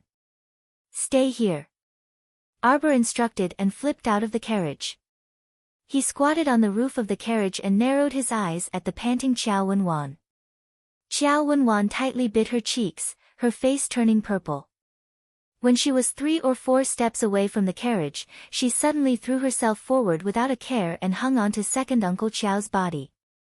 Caught off guard, Second Uncle Qiao was almost thrown off the carriage by the force of her charge. Fortunately, he held on to the reins and tried his best to control the horse while dealing with the crazy Qiao Wenwan. "Wenwan, what are you doing? Get into the carriage." Qiao Zhongbang urged his horse to follow beside the carriage. Seeing this, he anxiously shouted. Qiao Mu raised her wrist and released 2 arrows with a swish, shooting away the first 2 zombies who were stiffening their necks and running at the front. "Wan, The old lady's hands trembled as she tried to lift the curtain. Due to the bumpy ride of the carriage, the curtain was not lifted, but she was jolted backwards. Wei Ziqin reached out and nudged the old lady. "Mother, you'd better sit still and not move. Go away." The old lady cried out in exasperation, "You bunch of heartless people. You abandoned my Wan, and ran off by yourself. Hurry up and help her in." Arbor suddenly jumped down from the roof and hit Qiao Wenjuan's back with his elbow. "Get out." "Ah!" Qiao Wenwan hugged Qiao Zhongxing tightly and turned around to glare at Qiao Mu so fiercely that sparks were about to shoot out from her eyes. "You devoid of conscience, you wretched girl. You won't have a good death." Qiao Wenwan sternly screamed. Unexpectedly, when she looked back, the little girl's eyes were locked onto her like a reincarnation vortex. The ripples in her eyes were dark and eerie with an indescribable strangeness. "You're right. I've already had a bad death once. This time, I won't give anyone the same chance." Arbor kicked Qiao Wenjuan's head. Scram! Qiao Wenwan continued to scream. Seeing this, old lady Qiao panicked. She leaned half of her body out of the carriage and went forward to pull on Arbor's arm.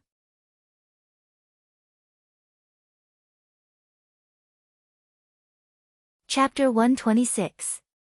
How could Arbor let old lady Qiao grab him?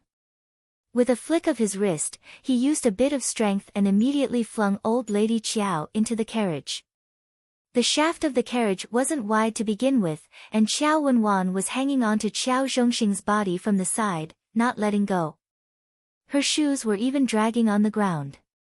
If Arbor kicked her out of the carriage, Second Uncle Qiao would definitely be implicated. Because of Qiao Wenjuan's entanglement, it became very difficult for Qiao Zhongxing to drive the carriage. The carriage stumbled along the forest path, and its speed slowed down. Qiao Wenwan only felt a sharp pain in her head from Arbor's kick. She clung on to Qiao Zhongxing with both hands and screamed, "Second brother! Second brother, I'm your biological sister. Big brother, is this how you treat me? You abandoned me and ran away, and you think you're in the right? Stop screaming. Arbor grabbed the back of her neck and angrily said with a frosty expression, you want to attract more and more zombies here?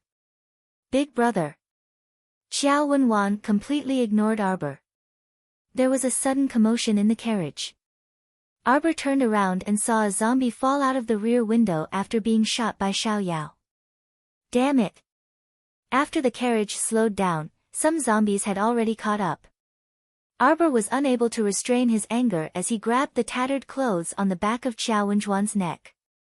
His voice seemed to spread out from ice and snow, carrying an endless chill. If someone has to go down to feed the zombies, you're definitely the best choice. Xiao Wenwan shuddered. Old Lady Qiao lifted the curtain and pounced out. She grabbed Xiao Wenjuan's arms with both hands and dragged her into the inner wall of the carriage. Xiao Wenwan hugged her mother and curled up in her mother's embrace as she trembled. My you suffered. Old Lady Qiao hugged her daughter and cried, unable to bear it. Her youngest daughter, who had been pampered since she was young, had never suffered like today's abuse. Without Xiao Wenjuan's entanglement, Xiao Zhongxing breathed a sigh of relief. He quickly shook the reins and sat upright, anxiously whipping the horse to hurry. At this moment, there were at least 30 to 40 zombies in front chasing after them. Arbor didn't have the time to waste with old Lady Qiao and his daughter. She flipped onto the roof of the carriage and shot several arrows in succession, shooting the zombies clinging to the outer wall of the carriage. Jojo, there's more in front. Xiao Zhongxing's pupils constricted as he looked at the hundreds of zombies that had appeared in front of the forest. Xiao Xiao. Father, abandon the carriages. Xiao's. He, and he's, SB. Zhongxing Xiao Yao hastily handed one over. Master, this recoils isn't small. Be careful. Xiao Zhongbang nodded. After all, he was someone with a foundation, so it didn't take long for him to get used to the crossbow. Looking at the zombies peeking out of the side window, Xiao Zhongbang mustered his strength and shot an arrow. Then, he felt his wrist go slightly numb. Xiao Zhongbang gritted his teeth and endured it. He turned to frown at the sobbing mother and daughter. Mother, little sister, stop wailing. You'll attract even more zombies. Arbor gripped the crossbow tightly and took a deep breath. Second uncle, charge over. The road ahead was blocked by over 100 zombies, and the pursuers behind them couldn't do anything. Second Uncle Qiao gritted his teeth, shook the reins, and shouted, "Giddy up!" The carriage charged toward the zombie horde like an arrow released from a bow.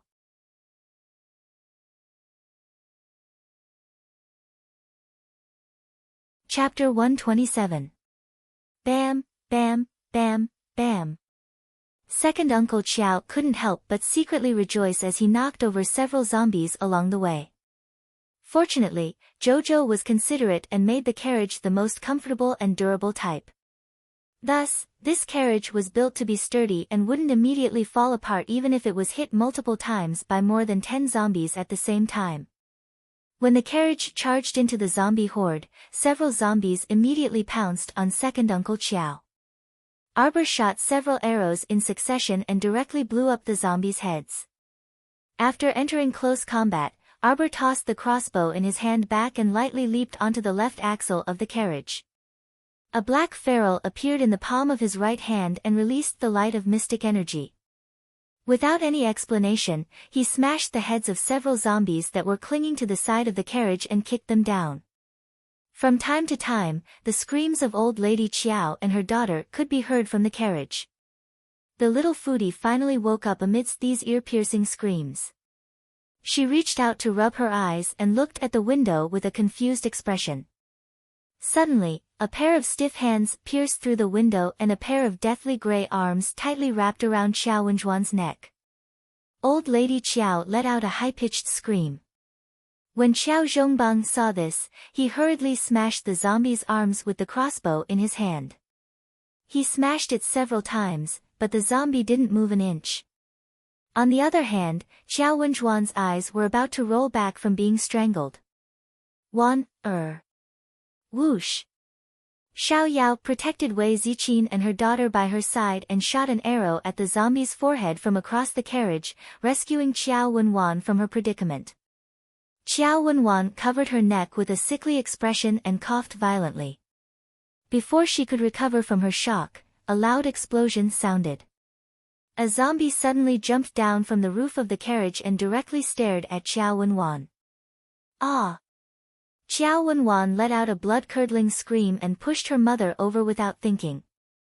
This push directly pushed her mother into the zombie's embrace. Crack! Old Lady Qiao's left leg was instantly broken by the zombie. She was trembling from the pain, but her eyes were filled with disbelief. At the critical moment of life and death, her own daughter actually pushed her out to die as a scapegoat. This was her youngest daughter whom she had doted on for more than 10 years, whom she had held in her hands and protected in her heart every day, whom she could not bear to let suffer the slightest bit of grievance. Mother! Qiao Zhongbang's pupils constricted. He threw the broken crossbow onto the zombie's head, raised his fist, and pounced. Don't come over here, don't come over here. Xiao Wenwan kicked her legs and screamed as she moved to Wei Ziqin's side. At this time, half of the carriage's walls had already collapsed. Only Wei Ziqin, her daughter, and little Tiger's side was still fine. Arbor had been guarding outside their carriage the entire time. No matter how many zombies rushed over, she would heavily sweep them down with her mystic energy. Stay Up Late had already released his mystical beasts to deal with the pursuers. Most of the corpse puppets were blocked by him and did not chase after them. This gave Arbor's group a chance to catch their breath. Xiao Yao stretched out her leg and kicked the zombie that was strangling the old lady. Xiao Yao reached out to grab Qiao Zhongbang. When she turned her head in a moment of distraction, she saw Qiao Wenwan pouncing over to snatch Xiao Lin from Wei Ziqin's arms as if she had lost her mind. Younger sister, you. She saw Qiao Wenwan fiercely tugging at Xiao Lin's arms and legs, trying to snatch the child away from her. She did not care if the child's arms and legs were about to be torn off. As the child cried out in pain, Wei Ziqin did not dare to snatch the child away from her. She loosened her grip slightly, and Xiao Wenwan seized the opportunity to snatch the child away. What are you doing? Xiao Yao angrily shouted, her eyes filled with anger. Wah! The slow foodie finally realized that she was scared. She kicked her short legs and tried her best to twist her body, repeatedly calling for her mother.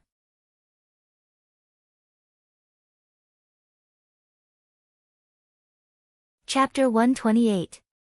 Keep me safe. I want you to keep me safe. Qiao Wenwan fiercely ordered Xiao Yao. Her left hand hugged Xiao Lin, while her right hand tightly gripped Xiao Lin's neck. Her face was distorted. Don't come over. Or I'll strangle her to death. Don't come over. Qiao Wenwan screamed at the top of her lungs, her entire body violently shaking along with the jolting carriage. It's all because you forced me, you forced me. You abandoned me and didn't care about me. You threw me into the zombie horde. This damned girl even said she wanted to feed me to the zombies. I'm telling you. Before I die, none of you should think about living. Qiao Wenwan, let go of me. Qiao Zhongbang was both shocked and furious, and his voice changed. Do you know what you're doing? I know better than anyone else. Qiao Wenwan gripped Xiao Lin's neck with a distorted face and sneered. I'm a trash that can be abandoned at any time. It's fine if Arbor doesn't respect me, his little aunt, but even you, big brother, treat me like this. I'm telling you. If I die, Xiao Lin definitely won't live either. I demand that you immediately send me to a safe area. You can't let any of the zombies harm me. Wei Ziqin was so angry that her face turned white, and she couldn't say a single word. Wah! Shaolin was uncomfortable from Qiao Wenjuan's strangling. She twisted her chubby body and tightly hugged her peach as she wailed loudly. Shut up. Qiao Zhongxing drove the carriage and finally rushed through the zombie horde blocking the road. He could only hear the whistling of the wind. At this time, his nerves had slightly calmed down and he also heard Xiao Lin's cries. At the same time, Arbor was standing on the axle and looking at the forest road. The slow-moving zombies still persistently followed their carriage without giving up. Arbor tightly gripped the ferrule in his hand and mobilized all the profound energy stored in his Dantian's mystic domain, including all the profound energy flowing in his profound veins. The originally listless sapling immediately discovered her abnormality and couldn't help but anxiously call out. Master, what are you doing? What you're doing will damage your profound veins. Arbor's sleeves fluttered in the wind, but there was no expression on his little face. His deep eyes coldly stared at the group of zombies behind him. Master. The little tree's call was thrown to the back of her mind. At this moment, the surging profound energy in his body exploded out with a loud bang, and all of it condensed on the ferrule in his hand. Inky emitted a bright black light. At the same time, a gorgeous flame suddenly gushed out from the ferrule. Arbor was stunned for a moment, but the flame was like a nimble snake. With a whoosh, it plunged into the group of zombies behind it. Bang! The corpse puppet that was touched by the flames immediately exploded into pieces by the raging flames. The entire carriage, because of Arbor's ferocious profound energy, split open the walls of the carriage. This time, the carriage had completely transformed into an open-top handcart. Arbor's cold gaze instantly landed on Xiao Wenwan, who was choking Xiao Lin's neck. Xiao Wenwan shuddered for no reason, only feeling that those serene eyes were as terrifying as ice. You're courting death. It was a nice soft voice, but it revealed a dense murderous aura, causing people to be endlessly terrified. The ferrule suddenly flew out of his hand and knocked away Qiao Wenjuan's arm, then flew back into Arbor's hand. Arbor leaped and reached out to grab the little foodie, stuffing her back into his mother's embrace. He kicked Qiao Wenwan off the handcart and onto the ground. The carriage stopped. Arbor's entire body charged towards Qiao Wenwan like a cannonball, and his fist fiercely smashed into Qiao Wenjuan's stomach.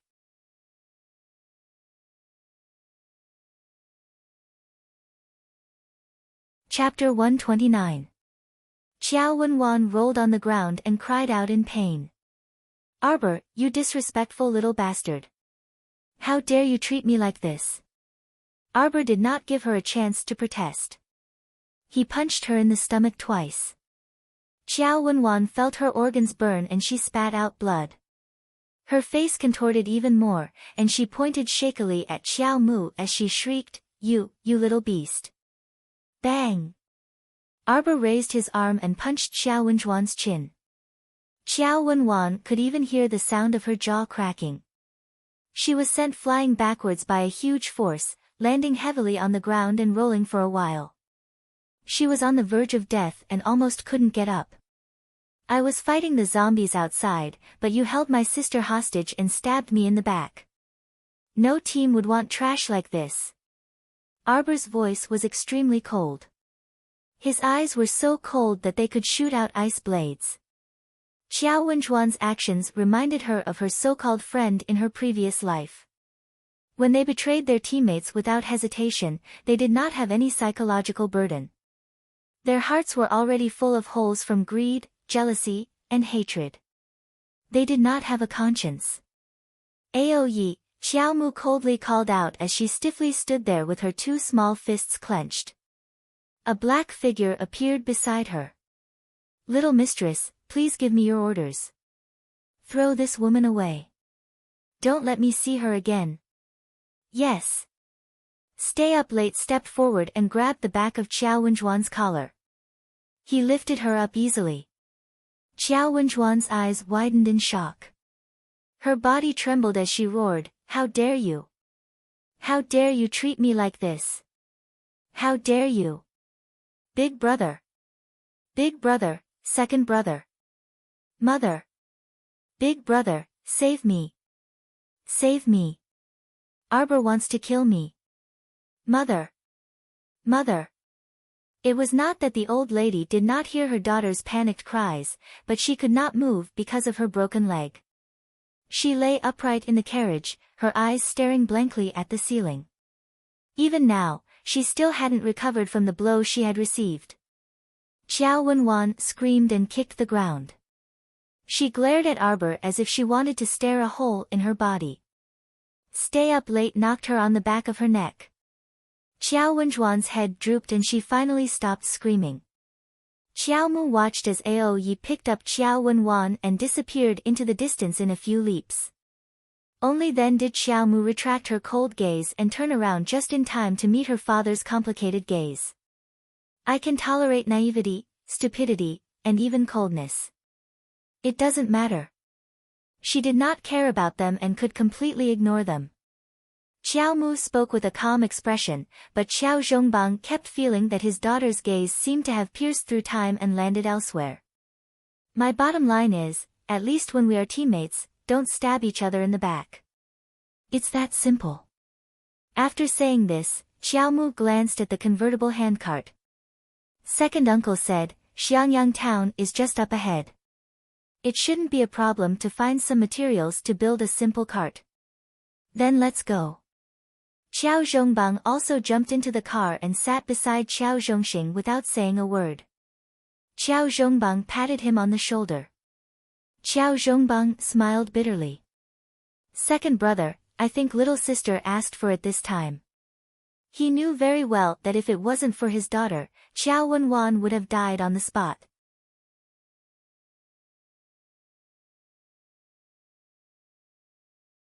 Chapter 130. The open flatbed started moving, pulling a cart full of people into town. Xiangyang town and Anshan town were neighbors, and the two towns were about the same size. However, compared to Anshan town, which was completely empty, Xiangyang town could only be described as chaotic. As soon as the cart drove in, the entire street was filled with people looting and smashing. An elderly woman hugged a bag of rice to her chest and did her best to stop a burly man from snatching it, but she was slapped to the ground in the end. Several lost children were separated from adults and were wailing on the side of the street. How chaotic could the word chaotic be used to describe it? A middle-aged woman was pushed onto the flatbed cart. Her eyes fell on the pink, chubby peach in the little foodie's arms, and she immediately reached out to snatch it. The little foodie jumped in fright and cried out in her childish voice, "What are you doing?" "Robbery."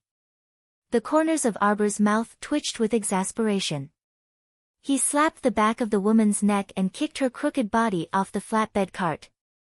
Second uncle drove the cart through the crowd. From time to time, someone bumped into the flatbed cart and was rudely pushed away by Arbor. After the flatbed cart passed the main street and turned a corner, the chaotic situation became slightly better. Second uncle jumped out of the cart and picked up wooden planks from the side of the street.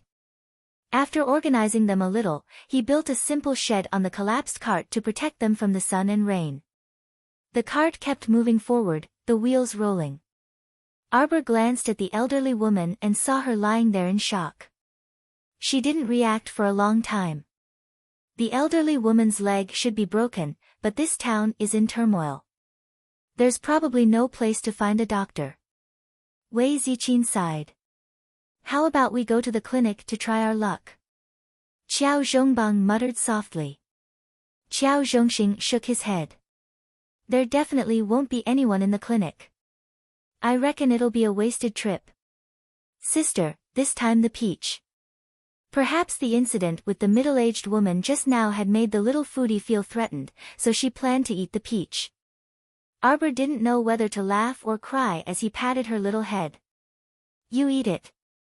He then took out a box of ointment from the bag and said to Wei Ziqin, Mother, support her. Jojo's medicine. Someone gave it to me. Arbor skillfully set the old lady's bones. His movements were as smooth as water, causing everyone to be stunned. In fact, Arbor also felt that it was very strange. It seemed that as soon as her hand touched the patient, her brain would automatically generate a treatment plan, and her hand would move freely. It was as if she had treated countless people's bones and applied medicine countless times. Jojo? Qiao Zhongbang never knew that his daughter's medical skills were so good, especially when the carriage was still moving. Jojo's gestures were so precise, it was simply incredible. Arbor lifted his stoic little face and chuckled at the dumbfounded people. You might not believe me when I say this, but I know a little about simple bone setting and bandaging. Qiao Zhongxing was a bit speechless. He glanced at his little stoic niece and really wanted to say, your proficient hand gestures are clearly not, slightly, exclamation point. Arbor furrowed her brows in vexation and chuckled again. For some reason, the three adults looked at each other in dismay and couldn't help but want to laugh. Actually, it would have been better if he hadn't chuckled. This child just had to let out a strange laugh, and his face was tense and motionless. It was completely out of place. After Arbor finished applying the ointment, she found a wooden board to hold the old lady's wound in place and couldn't help but glance at her again. She knew very well that the bone-setting process wasn't pleasant, but the old lady didn't even grunt the entire time. After Arbor finished treating her, the old lady lifted her head and nodded awkwardly at Arbor, either out of shame or shame.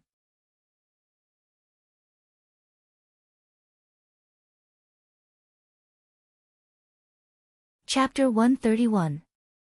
After the carriages left Xiangyang town, they sped forward. Everyone ate some dry rations in the carriages for lunch and casually made do with it. The closer they got to Shijiu City's official road, the more people gathered in a hurry. Presumably, people from the nearby villages and towns had all gathered in Shijiu City. When it was close to evening, Arbor's carriage arrived at Shijiu City's city gate. However, there was a long queue at the city gate, and Arbor's carriage followed behind the crowd. They were so far away that they could not see the end of the queue. Looks like we'll have to wait for a while. Qiao Zhongxing pulled on the reins and slowed the horse down. The people in the queue were chatting with each other to inquire about the situation. When they learned that other villages and towns were also attacked by monsters at almost the same time, they could not help but hiss. Why are they so slow? What's going on at the city gate? A burly man with an annoyed expression roared impatiently. One of the two city guards in charge of maintaining order glared at him rudely. If you don't want to wait, then scram. Why are you talking so much nonsense? The burly man flew into a rage and threw a black tiger steals the heart at the city guard's chest. Unexpectedly, the city guard looked at him with disdain and threw a punch, which directly collided with the burly man's iron fist. When the two fists collided, the burly man let out a blood-curdling scream. The bones in his arm made a crisp cracking sound, and he flew backward like a kite with a broken string. There was a commotion behind the crowd. The people nearby all looked at the young soldier with reverence. A body cultivator. This person's strength was different from ordinary people. No one expected that an ordinary city guard in Shijiu City would be a body cultivator. The other city guard raised his voice and shouted, "Everyone, line up properly. You're not allowed to cause trouble. Those who cause trouble will be stripped of their right to enter the city." "Sir, can you inquire about what's going on in front?"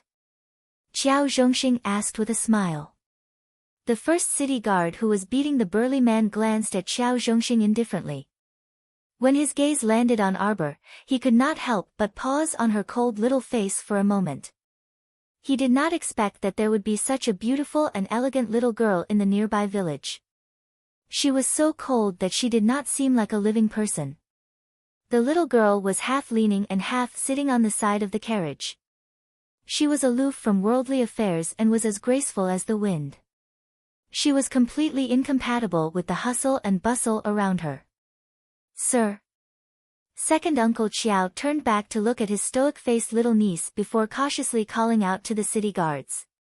Perhaps seeing that Second Uncle Qiao's attitude wasn't bad, the city guard glanced at him and said, "He's testing, so his speed is a little slow." The city lord said that every person entering the city, regardless of gender or age, must undergo a test to screen out mystic cultivators or people with special abilities. Test. This time, it was as if a chatterbox had been opened. The surrounding women all asked at once, is it because the selected mystic cultivators receive better treatment after entering the city? Of course.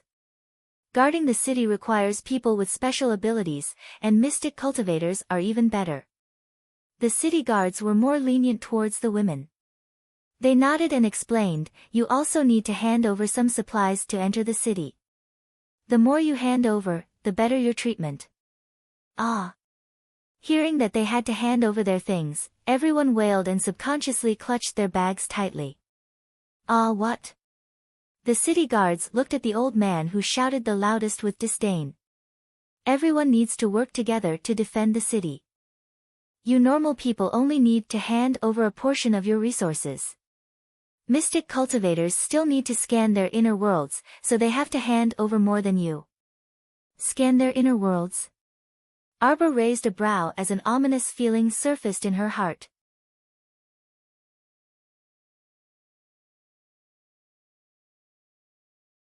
Chapter 132. May I know how to scan the inner world? Xiao Zhongxin glanced at Arbor, who was pulling a long face, and asked subconsciously. Our city lord has an ancient mystic mirror. You just need to scan it. The soldier waved his hand impatiently. You're not a mystic cultivator, so why are you asking so much? Line up properly and don't cause trouble. Arbor sat in the carriage, deep in thought. She had a lot on her mind. It could actually scan the inner world. She didn't enter Shizhou City in her previous life, so she didn't know about this. Thinking about her inner world that was filled with jewels and treasures, the little fellow felt faintly distressed. Would she be burned as a monster if she scanned her inner world like this? However, it was unrealistic to turn back now that they were already at Shizhou City's gates. Master, what are you worried about? The sapling sensed her emotional fluctuations and suddenly spoke in her mind. You've recovered. Arbor was slightly taken aback and secretly communicated with the sapling. No. Chocho sighed heavily. But I can feel Master's anxiety. In fact, Arbor wanted to ask the sapling about her medical skills. She had a layer of suspicion in her heart now. Perhaps she really did learn medicine from someone. However, seeing how weak it was when it spoke, she decided to forget about it. In any case, that matter wasn't urgent. What she was anxious about now was how to deal with the matter of scanning the inner world. She briefly explained the matter to the sapling, but the sapling remained silent. On the other hand, the troops kept moving forward and were clearly moving faster. She reckoned that there were more people at the city gates. This scammer. Say something. Seeing that the city gates were right in front of them, Arbor rolled her eyes at the sky. Just when she thought the little scammer had fallen asleep again, Chocho's voice finally sounded faintly. Master, what do you think the golden talisman jade tome is? Do you think it can only teach you talisman spells? Is your inner world something that can be scanned by any random cat or dog? Even a super mystic cultivator 18 levels higher than you can't forcefully scan your conscious, let alone that ancient mystic mirror. Why was little master worried about this? Hee, so it's like that. I really don't know. Arbor rubbed her nose awkwardly.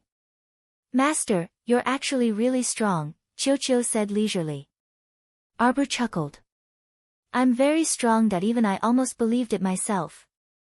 The carriage followed the instructions of the city guards and stopped at the side.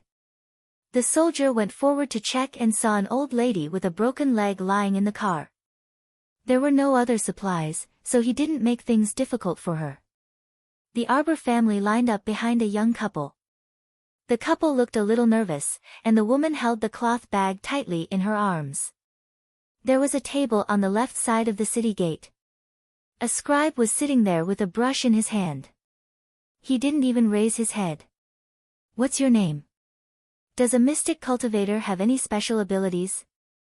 The couple shook their heads repeatedly. Wang and Shi Mei. The scribe raised his head and glanced at them. Is your family going to hand over supplies? Can I not? Shimei asked timidly. The scholar nodded. All right. However, once you enter the city, you will have to make a living on your own. The city lord's mansion will not distribute any resources to you.